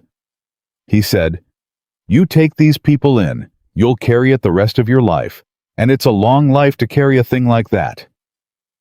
And I didn't listen. I took the $20, and I let 'em in. And 3 wagons of 'em died, and Mr. Dawson's the one they're hanging for it, and I've been trying to die all season for the shame of it, and I couldn't even do that right." He looked up at last, straight at Caleb in his chains. "I'm sorry. God knows I'm sorry. You told me. You told me and I didn't listen. It should be me in them chains, not you.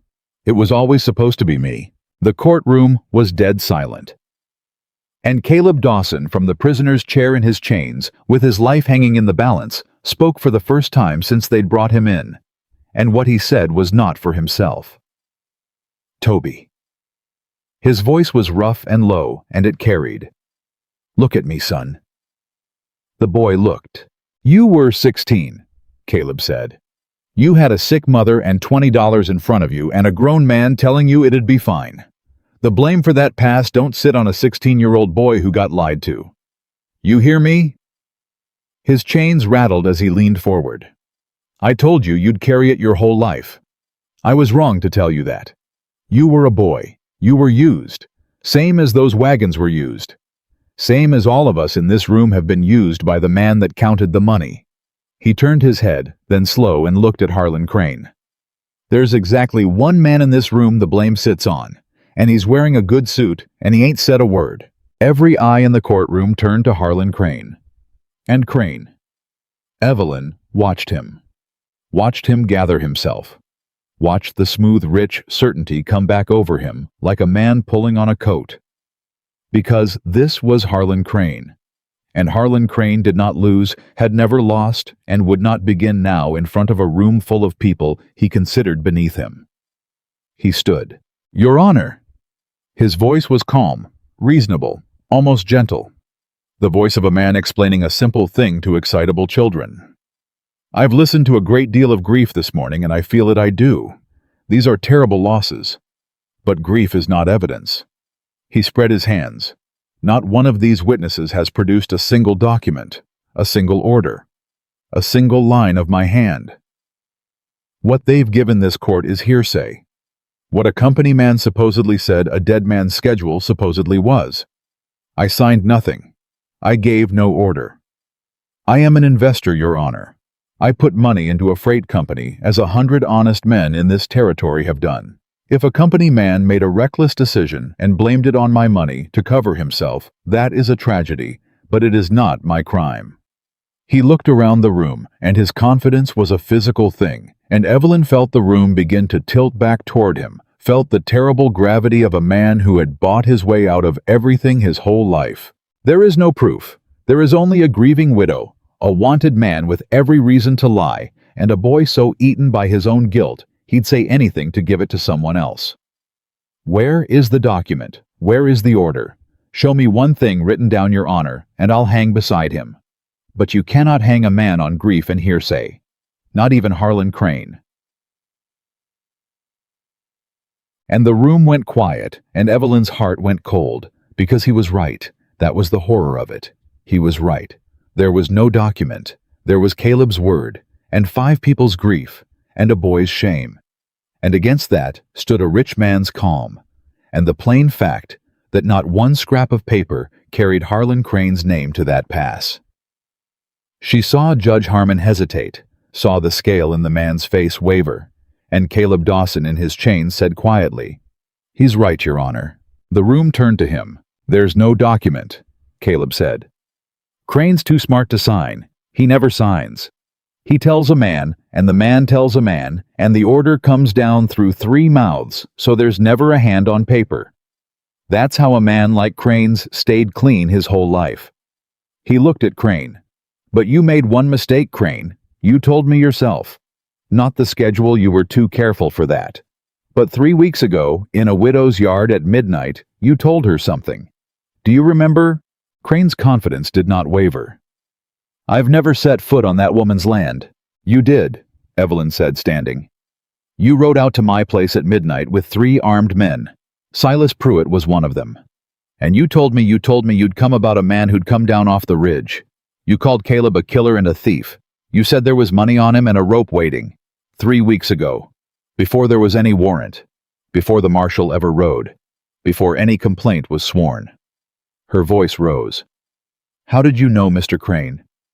How did you know 3 weeks ago that Caleb Dawson was wanted when the warrant wasn't sworn out until—" She turned to the marshal. "When was that complaint sworn, Marshal?"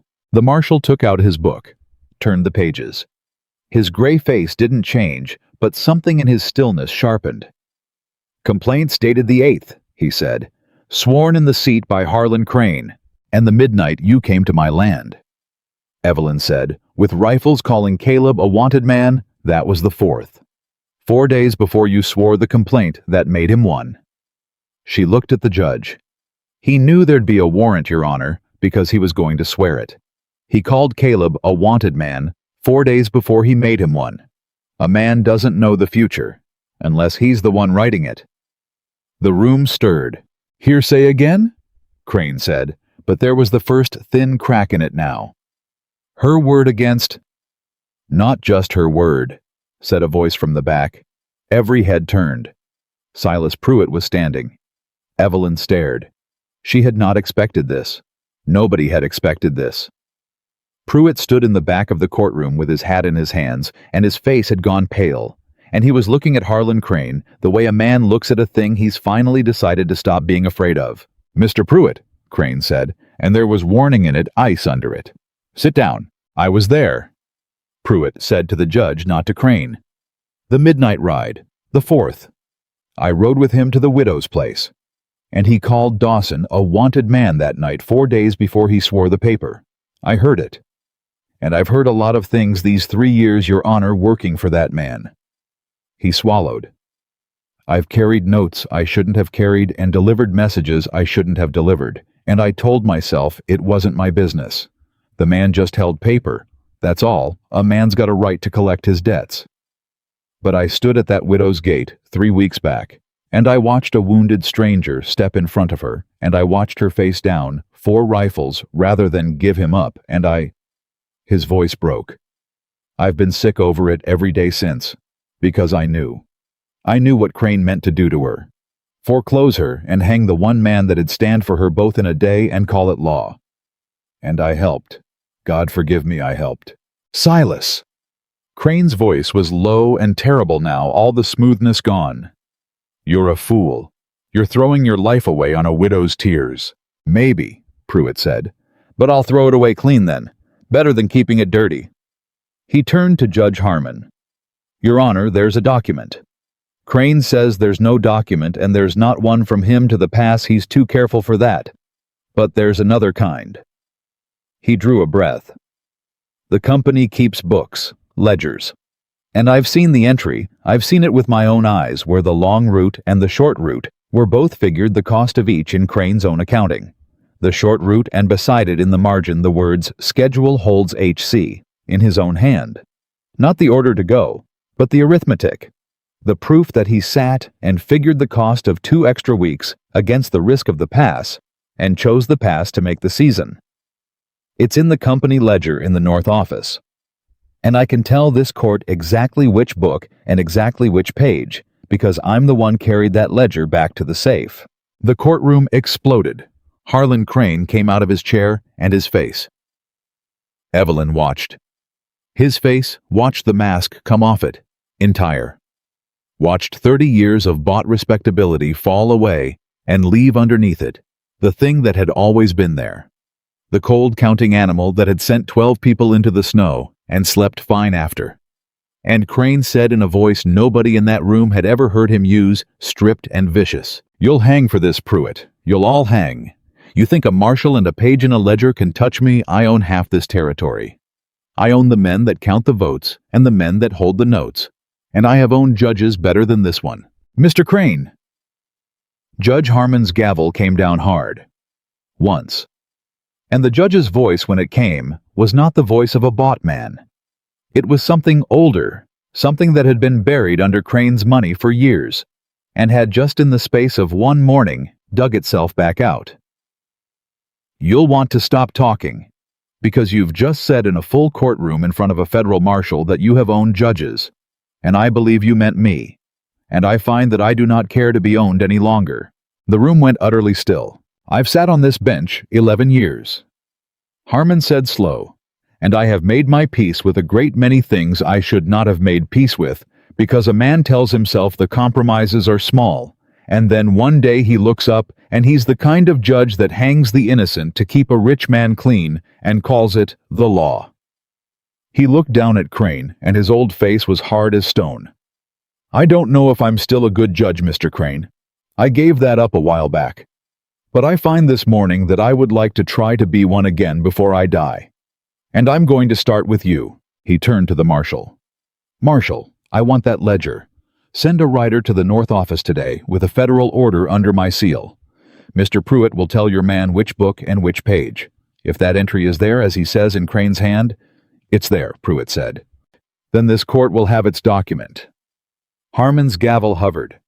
"In the meantime, the charges against Caleb Dawson are suspended, and the prisoner is remanded to the marshal's custody, not for hanging, but for his own protection, until this court has that ledger in its hands." He looked at Crane. "And Harlan Crane, you are hereby detained on this court's own order, pending investigation into the deaths at Kettle Pass, the swearing of a false complaint, and the attempt to influence this bench. Marshal, take him."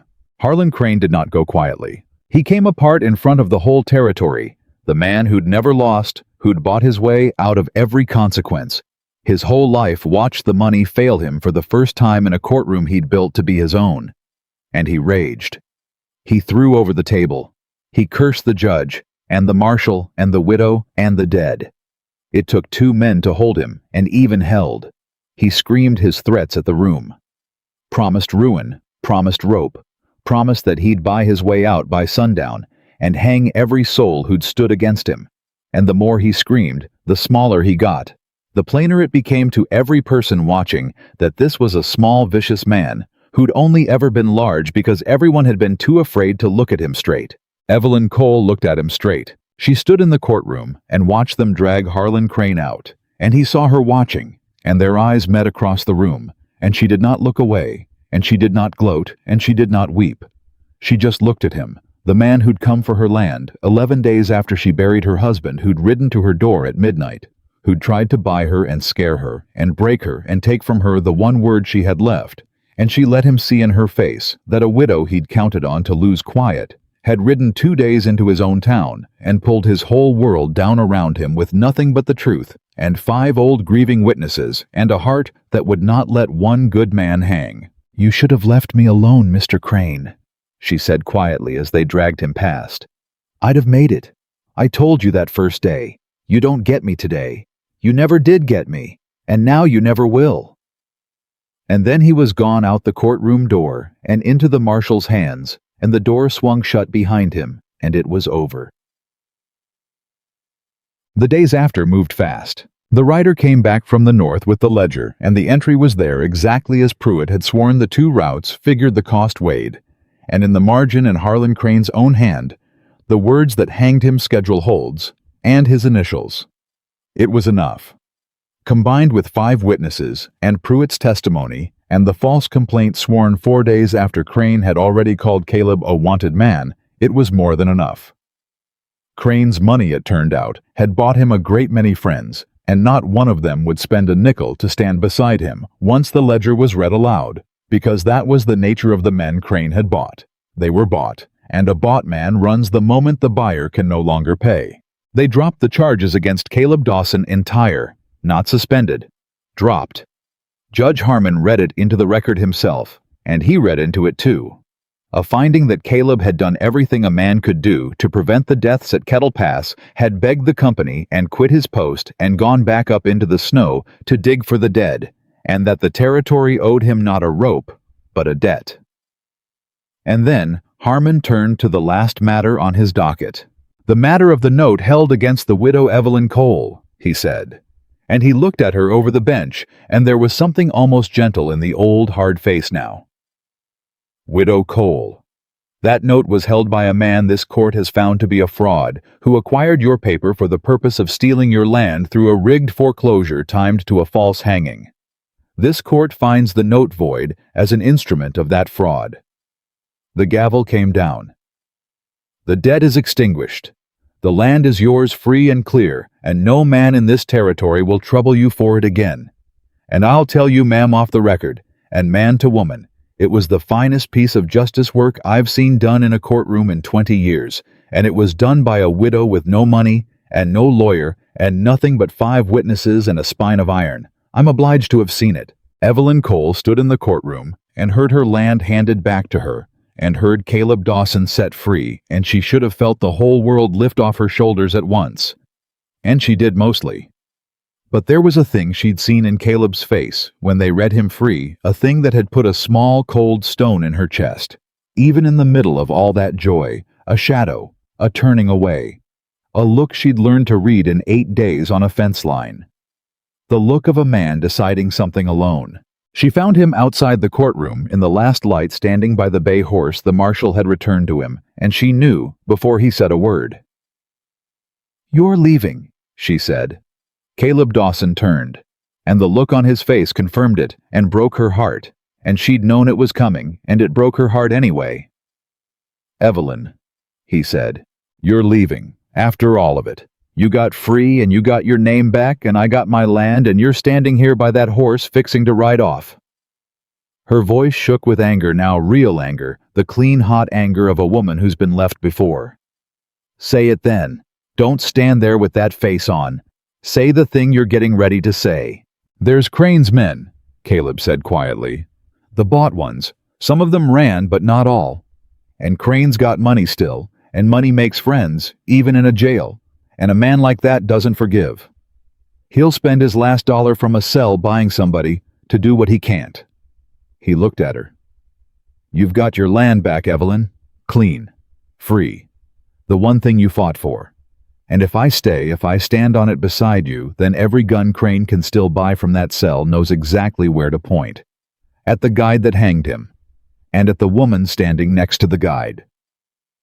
His jaw worked. "I won't do that to you. I won't be the reason your free land turns into a place with a target on it. You didn't ride 2 days and pull down the worst man in this territory just to spend the rest of your life watching the road for the men he sends. So you'll watch it for me instead," Evelyn said. "From somewhere else. Alone. That's the plan." "That's the plan. It's a coward's plan, Caleb Dawson." She stepped close to him, right up to him, furious. "And you are not a coward. I have watched you be a great many things, but I have never once watched you be a coward, so don't you start now, and don't you dare call it protecting me. You told me you stood in my barn, and you told me you were done running. You said you'd rather stand and tell the truth than live another day carrying it. And now you've told the truth and you're free, and the first thing you want to do is run again from me, and call it my own good." Caleb closed his eyes. "Evelyn, you said you'd say it to me." Her voice cracked wide open now. "In the jail. You pressed my hand to your mouth and you said tomorrow. Well, it's tomorrow, Caleb. It's been 3 tomorrows. And now you're going to ride off without ever saying it, and let me stand here the rest of my life, not knowing if I made it up, if I rode 2 days and pulled down a rich man for a thing I only imagined. I love you." It came out of him rough and sudden and torn loose, and it stopped her cold, stopped her voice, stopped everything. "I love you," Caleb Dawson said again, quiet, erect. "God help me, Evelyn. I have loved you since the first night, since you stood in that yard with a rifle and told me no, and then let me in anyway because your conscience overruled your good sense. I loved you when you hauled me out of that bog. I loved you when I found out you sold my furs and rode 2 days into Crane's own town to save a wanted man's neck. Nobody ever came back for me in my whole life, and you came back, and I have loved you every mile and every minute since, and that—" His voice broke entirely. "That is exactly why I have to go. Because I love you too much to be the thing that gets you killed. Because you finally have your land and your peace. And your name is clean in this territory. And if I stay, I bring the danger right up onto your porch. Loving you is the reason I'm leaving. It's the only reason strong enough to make me do it." Evelyn Cole stood in the last light and looked at the man who'd just told her he loved her and told her goodbye in the same breath. And she understood him. That was the cruelest part. She understood him completely. Understood that this was who he was. A man who'd spent his whole life protecting people by putting himself between them and the danger. A man who'd stood in a doorway bleeding and offered to hang and bluffed a rich man and hauled her from a bog, and who could not now at the last imagine any way of loving her that didn't mean leaving her safe and going off alone to be the target. "All right," she said. Caleb blinked. Whatever he'd braced for it wasn't that. "All right. You heard me." She wiped her face hard once. "You're a grown man, Caleb Dawson. I can't tie you to my fence. I learned a long time ago you can't keep a man who's decided to leave. I was married to one for 11 years, one who was always leaving even when he was standing still. So, all right, if you've decided that loving me means leaving me, then I can't stop you. I won't beg. I've done enough begging in courtrooms this week to last me a life." She stepped back from him. "But you listen to me first," she said. "You listen good because I'm only saying it once. That land is mine now, free and clear. And it's got a spring on it that doesn't quit, and a fence that's finally mended, and a house with a plate on the table, and an empty chair beside it, and it is going to be there. Whatever you decide. Whatever roads you ride watching for Crane's men.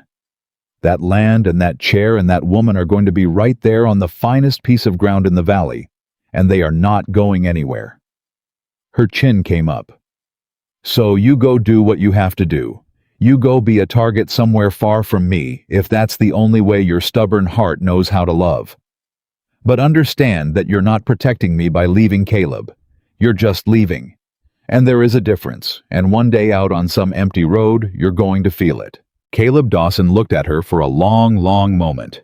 Then he did the hardest thing she'd ever watched a man do. He turned, and he put his foot in the stirrup, and he swung up onto the bay horse, and he looked down at her from the saddle with a face that was coming apart at every seam. "Evelyn," he said. "Don't." She wrapped her arms around herself. "You've said the only two things worth saying. You said you love me, and you said goodbye. Don't spoil either one with talk. Just go if you're going. Go on." And Caleb Dawson turned the bay horse toward the road, and he rode. She watched him the whole way. She watched him ride down the main street of the territorial seat in the failing light, watched his broad back get smaller, watched the horse.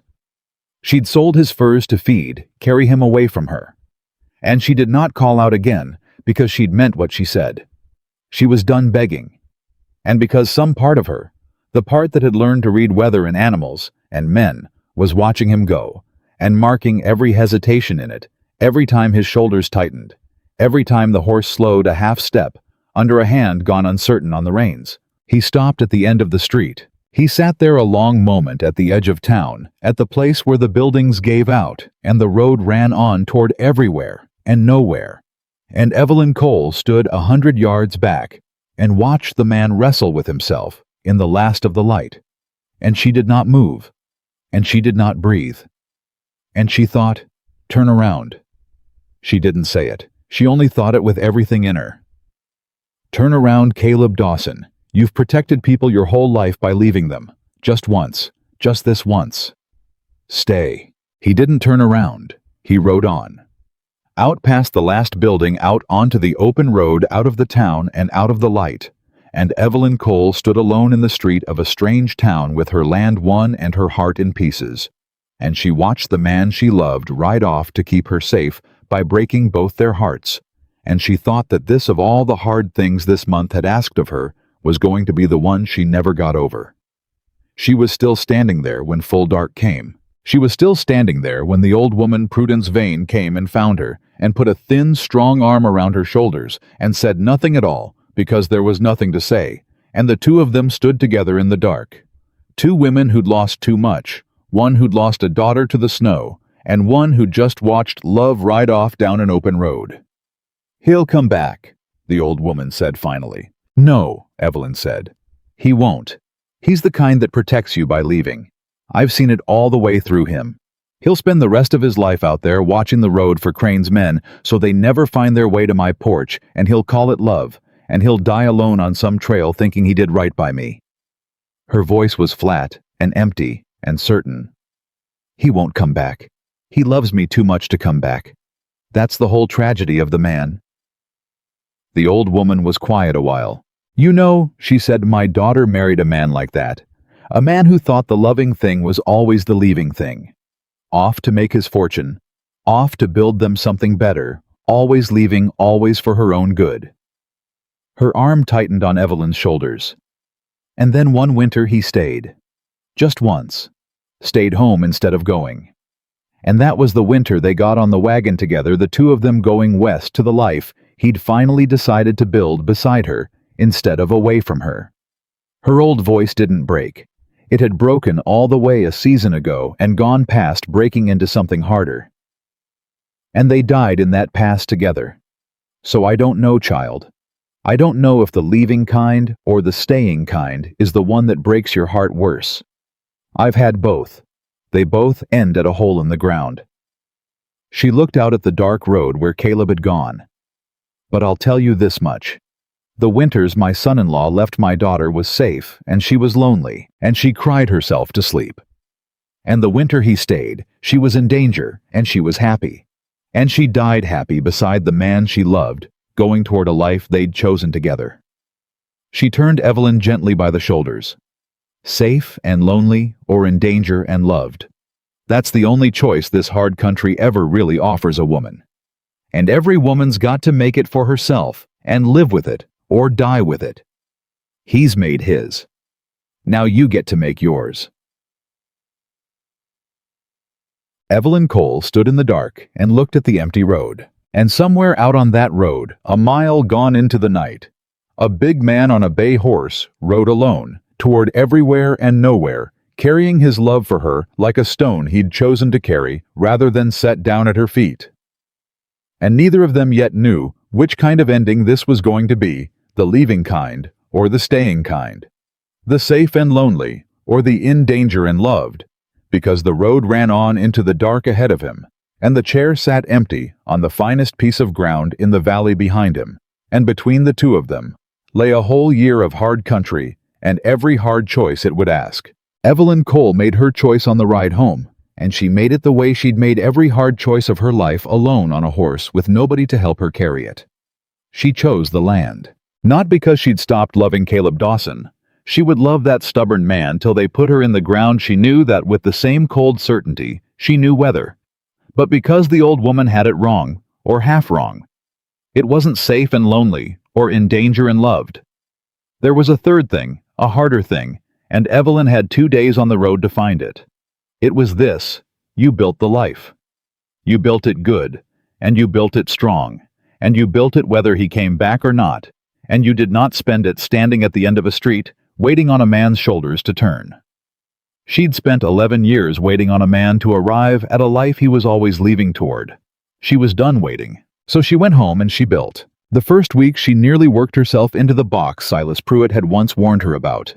She was up before the sun and down after it. She mended everything Caleb's leaving had left, half done the last of the fence, the barn roof, the kitchen door that still hung crooked. She sold no cattle. She bought 2 more with money that came unexpected from the territory itself, a small settlement. Judge Harmon pushed through for the wrong done her, and she bred her scrawny herd up. Careful, and by fall the spring on the north end was watering 39 head that were no longer scrawny because a drought breaks eventually, and hers had broken. The valley changed around her that year, and that was the strangest part. Because when Harlan Crane fell, the whole valley he'd owned came loose. The notes he'd held reverted or voided or got bought up, honest. The neighbors he'd scared off drifted back. And the people who'd whispered about the widow, who'd sent no dish to her husband's grave, who'd driven out to smell her laundry. Those same people one by one came to her gate that year with their hats in their hands. The preacher's wife came first. Mrs. Aldous drove out in her buggy in the early fall with no covered dish and no pretext, and she sat there at the gate a long moment before she got down, and when she got down, she couldn't hardly look Evelyn in the eye. "Evelyn," she said, "I've come to say a thing, and it's a hard thing to say, so let me get it out." She twisted her gloves in her hands. "I judged you. When there was a man on your place, I drove out here to have a look, so I'd have something to tell the town, and you saw right through me, and you were right to. And then you rode off and did the bravest thing anybody in this valley has done in my lifetime. You pulled down Harlan Crane, a widow with no money. You did what not one man in this valley had the spine to do, though every one of us had reason." She looked up at last. "And I stood in my kitchen and whispered about your laundry. I am ashamed, Evelyn. I've come to say I'm ashamed." Evelyn Cole looked at the old woman a long moment. "You held my mother's hand when she died," she said finally. "I hadn't forgotten it. Even when I was angry at your gate, I hadn't forgotten it." She opened the gate. "Come in, Mrs. Aldous. I've got coffee on. It's not much of a house, but the door hangs straight now, and there's a chair." And that was how it started, the valley coming back to her one hat at a time. Not because she'd won, though she had. Because they'd watched a woman they'd written off do a thing that shamed them all.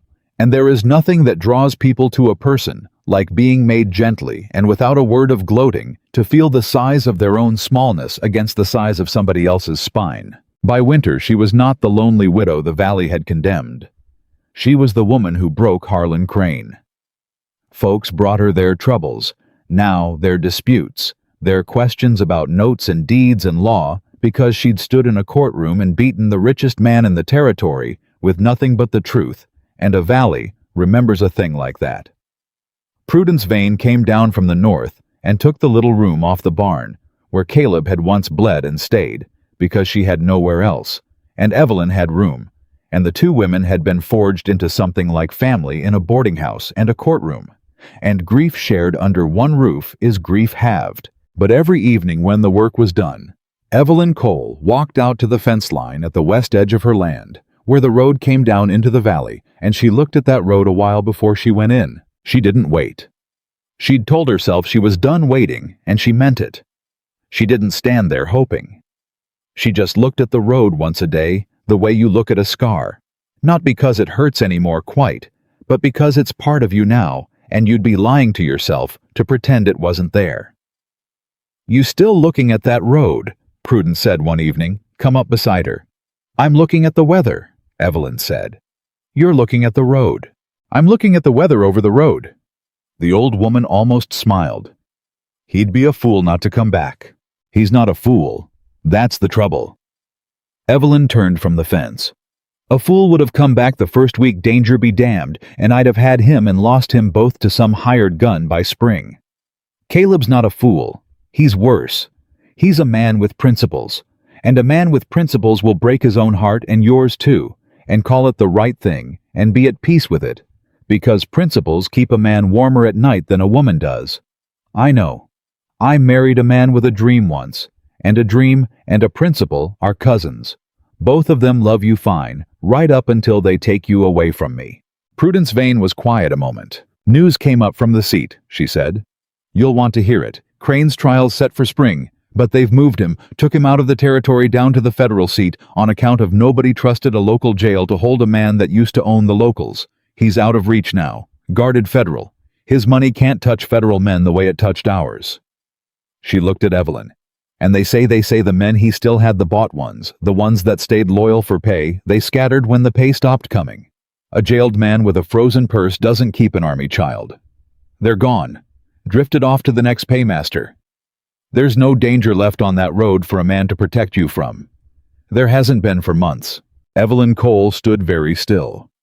"When?" she said. "When did the men scatter?"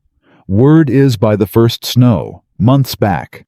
And Evelyn understood, standing at her own fence in the failing light, that the whole reason Caleb had ridden off the danger. The target crane's guns pointed at her porch had melted away with the first snow months ago, and either he didn't know it off wherever he'd gone, or he did know it, and he was still not coming, and she could not decide which of those was worse, and she went inside that night and did not eat her supper. Winter was long. She built through it. That was the answer she'd found on the road home, and it was the only answer that held when the missing got bad. When the empty chair got too loud, she built. She birthed calves in the cold with her own hands. She dug the spring out wider so it'd never fail. She taught the neighbor boy who'd looked after the place to read, because his mother couldn't, and he was quick, and the winter was long for a boy too. She became that hard cold season, something she'd never once been in 11 years of marriage. She became the center of a thing, instead of the wife of a man who was always leaving the center. People came to her. People stayed. The land held them all. And she stopped somewhere in the deep of that winter walking out to look at the road. Not because she'd stopped loving him. Because she'd finally understood that the looking was the last piece of waiting she'd been lying to herself about, and she was done, all the way done, and a person cannot build a life with one eye on a road. So she stopped. She let the road be just a road. She turned her chair at supper so the empty seat was at her back and not across from her, and she filled the house with the sounds of Prudence and the neighbor boy and the neighbors who came now, and she let the quiet grief of the man who wasn't there settle down under all of it into something she could live on top of instead of inside of. That was the winter Evelyn Cole stopped being the widow who lost, or the widow who won, and became simply Evelyn Cole of the finest piece of ground in the valley who could stand any weather and had. Spring came. It came the way it always did, sudden after the long grip of it. The drought long broken, and the grass coming up green, and the calves finding their legs, and the whole valley shaking off the cold. Evelyn was out at the fence line, the west fence, the one along the road. Though she'd not walked out to look at the road.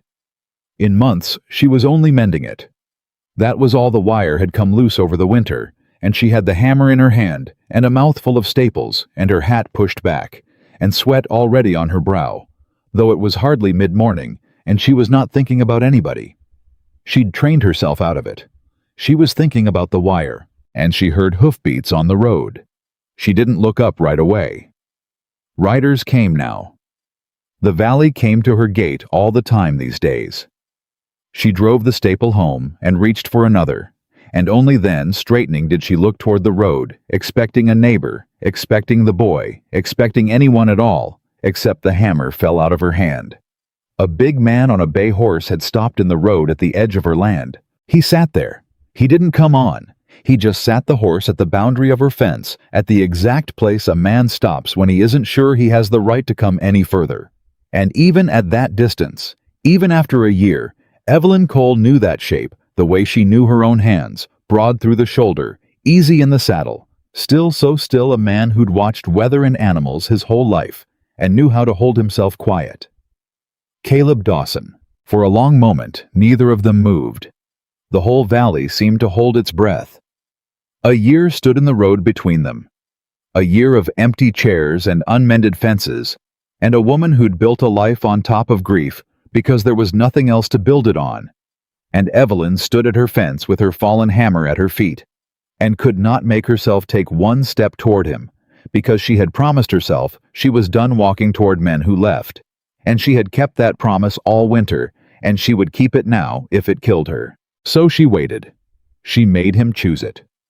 She made him come the rest of the way if he was coming, because she had spent 11 years and one long winter learning that a woman who walks toward a leaving man teaches him he can always leave, and she was not going to teach this one anything anymore. She was going to stand at her own fence, on her own land, and let Caleb Dawson decide out loud, with his whole body, whether he was a man who arrived or a man who left. Caleb touched his heels to the bay. He came on slow. Down off the road, up the track toward her fence, and she watched him come, and her heart was doing something violent, and she kept her face still the way her father taught her. Take the blow. Standing up. Except this was no blow. This was the thing she'd stopped letting herself want, riding up the track toward her in the spring light. He stopped the horse a few feet off. He looked down at her. He was thinner than a year ago, and browner, and there was gray in his hair. Now that hadn't been there at the temples a whole hard year's worth of it. But his eyes were the same. His eyes came alight when they landed on her, the same as they had through the bars of a jail, the same as they had across a crowded courtroom, and she had to lock her knees against what those eyes did to her. "Evelyn," he said. "Mr. Dawson," she said. She saw it land. Mr. Dawson, not Caleb. She saw him understand the whole distance she'd put in those two words, a year's worth of distance, and she saw him take it the way he took hard things without flinching because he'd earned it, and he knew he'd earned it. "I reckon I deserve that," he said. "I reckon you do." He looked at her a long moment. Then he got down off the horse, slow, deliberate, the way a man dismounts when the getting down is a thing he means is a decision and not just a motion, and he stood in front of her with his hat in his hand, turning at this big, hard man who'd faced 4 rifles and a hanging court, turning his hat in his hands like the neighbor boy come to ask a favor. "The danger's gone," Caleb said. "Crane's men scattered when his money froze. There's nobody left on any road to come for you. I made sure. That's where I've been, Evelyn. Not hiding, not running." His jaw worked. "I've been hunting, all winter. I went and I found every man Crane had bought that might have come for you, and I found them one at a time. And I made real sure every last one that they'd drifted too far and forgotten your name, too good to ever find their way back to this valley. That's what I've been doing all these months, making the road safe. So that when I came back, if I came back, I wouldn't be bringing the danger up onto your porch with me." Evelyn stared at him. "You spent a year," she said slowly, "hunting down Crane's men, so the road would be safe, so you could come back clean." "Yes. You could have written." "I don't write good." "You could have sent word." "Word gets intercepted. A man hunting Crane's men can't leave a trail back to the woman he's protecting."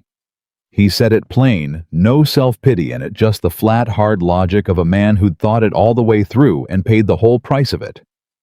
"I know what the year cost you, Evelyn. I do. I lay awake most nights of it knowing exactly what it cost. But I couldn't come back and stand on your land until I could stand on it clean. Until I could look at that road and know for certain there wasn't a soul left on it that meant you harm. It took a year." He turned the hat. "It's done now. The road's clean. I checked it twice." And Evelyn Cole stood there and understood him. Understood him completely, the way she always had. From the first night understood that he had done the most Caleb Dawson thing a man could possibly do. Had loved her by leaving, and then spent a whole brutal year making the leaving into a gift, hunting down her danger, one man at a time, through the cold, so that he could come back to her, not empty-handed, but with the whole road swept clean behind him. It was insane. It was the most stubborn, principled, wrong-headed, magnificent thing she'd ever heard. And it was, she realized, exactly and only how this man knew how to love. "You great fool," she said, and her voice broke clean in half. "You beautiful, great, impossible fool. I told you. I told you at the end of that street. I told you that leaving wasn't protecting me, it was just leaving, and there was a difference, and one day out on some empty road you'd feel it." She was crying now, and she didn't care. "Did you feel it?" "Every day," Caleb said, and his own voice was gone rough. "Every single day, Evelyn. You were right. It wasn't protecting you. It was leaving you. And I felt the difference every mile. But I was already gone, and I was already hunting, and I told myself I couldn't come back until it was done. But the truth is, I could have come back any time, any day the men were scattered by the first snow. I could have turned around at Christmas." He looked at her, and his face came apart the way it had at the end of the street, the way it had through the jail bars. "The truth is, I was afraid. Not of Crane's men. Of you. Of standing right here, right where I'm standing, and having you look at me the way you're looking at me, and hearing you say Mr. Dawson, and knowing I'd earned it. The hunting was real. But I stretched it out. I stretched it out because I was a coward about the one thing I've ever been a coward about in my life, which is standing in front of the only woman I ever loved, and asking her to forgive me for leaving. The valley was silent. The spring wind moved the new grass. "So that's what I'm doing," Caleb Dawson said. He dropped down right there on one knee in the dirt of her track, the big man folding down into the dust in front of her fence. "That's what I rode a year and a whole winter's cowardice to do. I'm standing in front of you, kneeling in front of you, and I'm asking you to forgive a man who loved you so badly and so wrong that he left you alone a year to do it. I've got no ring. I spent the last of my money making sure of the third man on my list. I've got no land. You've got the land you always did. You won it. I've got nothing to offer you, Evelyn Cole, but a pair of hands that can mend a fence and a back that can do the work, and a heart that has been yours since the first night in the yard and is done all the way done being anywhere in this world but wherever you are." His voice broke entirely. "I spent my whole life looking for a place to belong. I found it in 8 days on a busted-down widow's ranch, and then I threw it away for a year on a principle, and I have come back to ask if it's still here. If there's still a chair. If a fool can be forgiven, that's all.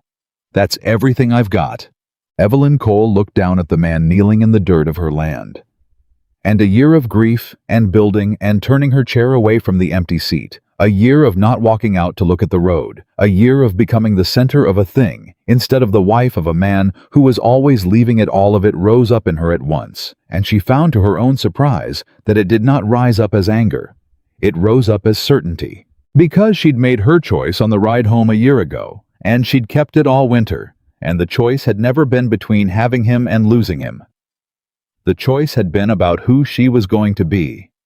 And she'd become in that year a woman who did not need Caleb Dawson to arrive in order to have a life. She'd built the life. It was hers. It stood without him. And exactly that was the only ground on which she could ever have him. "Get up," she said. He looked up at her. "Get up off my land, Caleb Dawson. I'll not have a grown man kneeling in the dirt. It's undignified, and I've got enough talk about me in this valley without adding a man begging at my fence to it." Her voice shook, but her feet held, and her chin was up.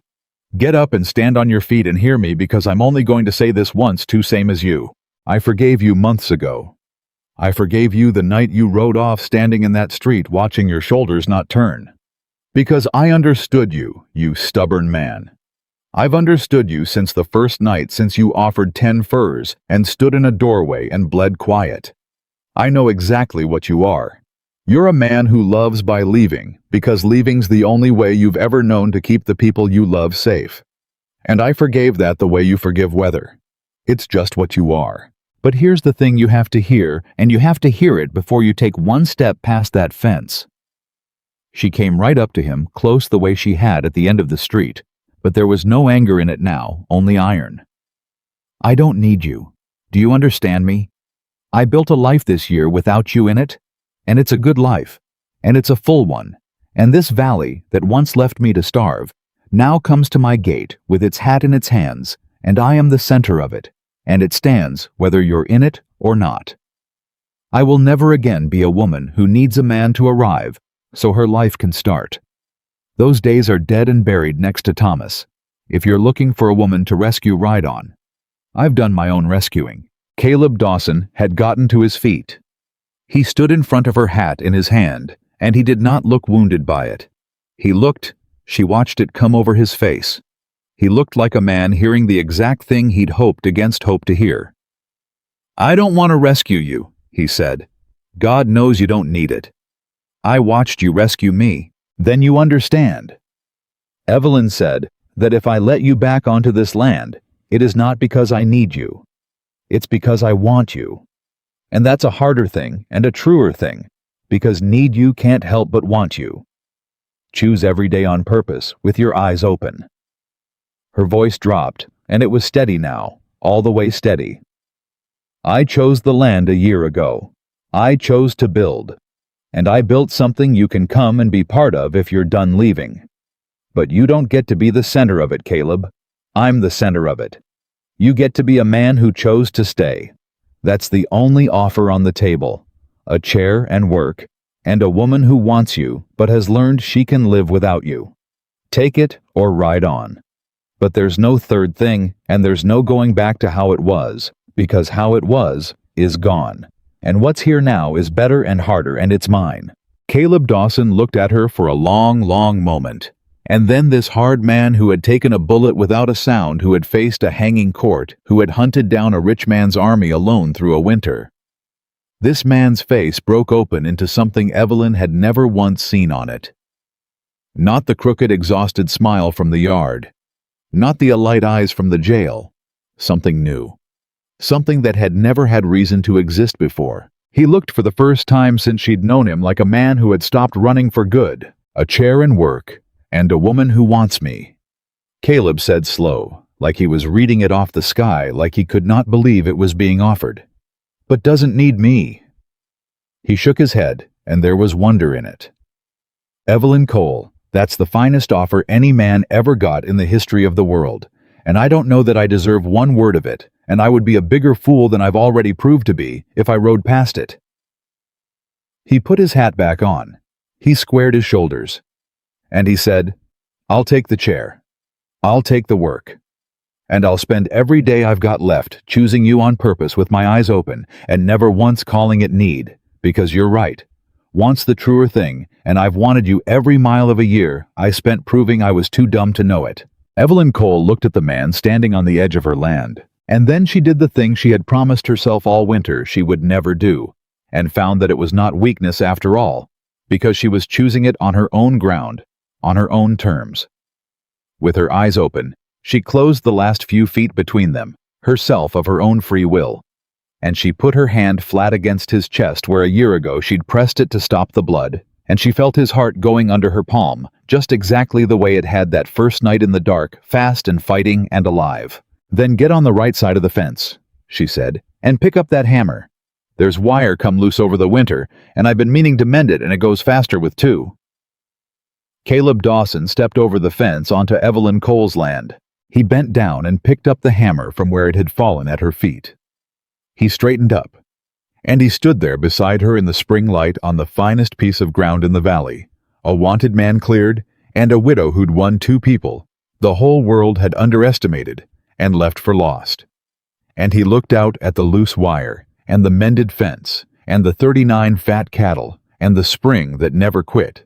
And he looked at the woman beside him, and Evelyn watched him understand all at once, and all the way down, that he had finally arrived somewhere he was never going to have to leave. "Evelyn?" he said. "What?" "I spent my whole life looking for a place to belong." She took a staple from her apron and set it against the post, and she held it there, and she looked up at him, and for the first time in a year and a long, hard winter, Evelyn Cole let the whole of what she felt come up into her face, and stay there, unguarded in the daylight where he could see it. "And did you find one?" she said. Caleb Dawson raised the hammer. "Yes," he said. "Right here. I found it the first night, and I was too much a fool to know it, and it took me a year to come home to it. But I found it." He drove the staple home clean one stroke, the wire pulled tight and true against the post. "Right here.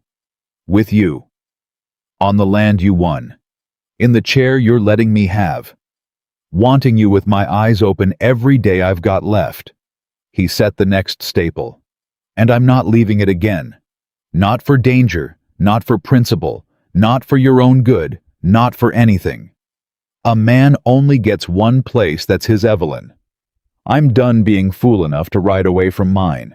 And Evelyn Cole stood at her fence in the spring light beside the man who'd come home, and she reached up and tipped his hat back off his brow, the way she'd wanted to since the first day, so she could see his whole face when he wasn't hiding any of it. And she said the last true thing there was to say. The thing that closed the whole long circle of it from a bleeding stranger in a yard to a cleared man mending fence on the land they'd fought for and won. "Then welcome home, Caleb Dawson," she said. "You took your sweet time. Now pick up the pace, we're burning daylight, and this fence isn't going to mend itself, and I've got a life here big enough for two if you've finally got the sense to stay and live it." He stayed.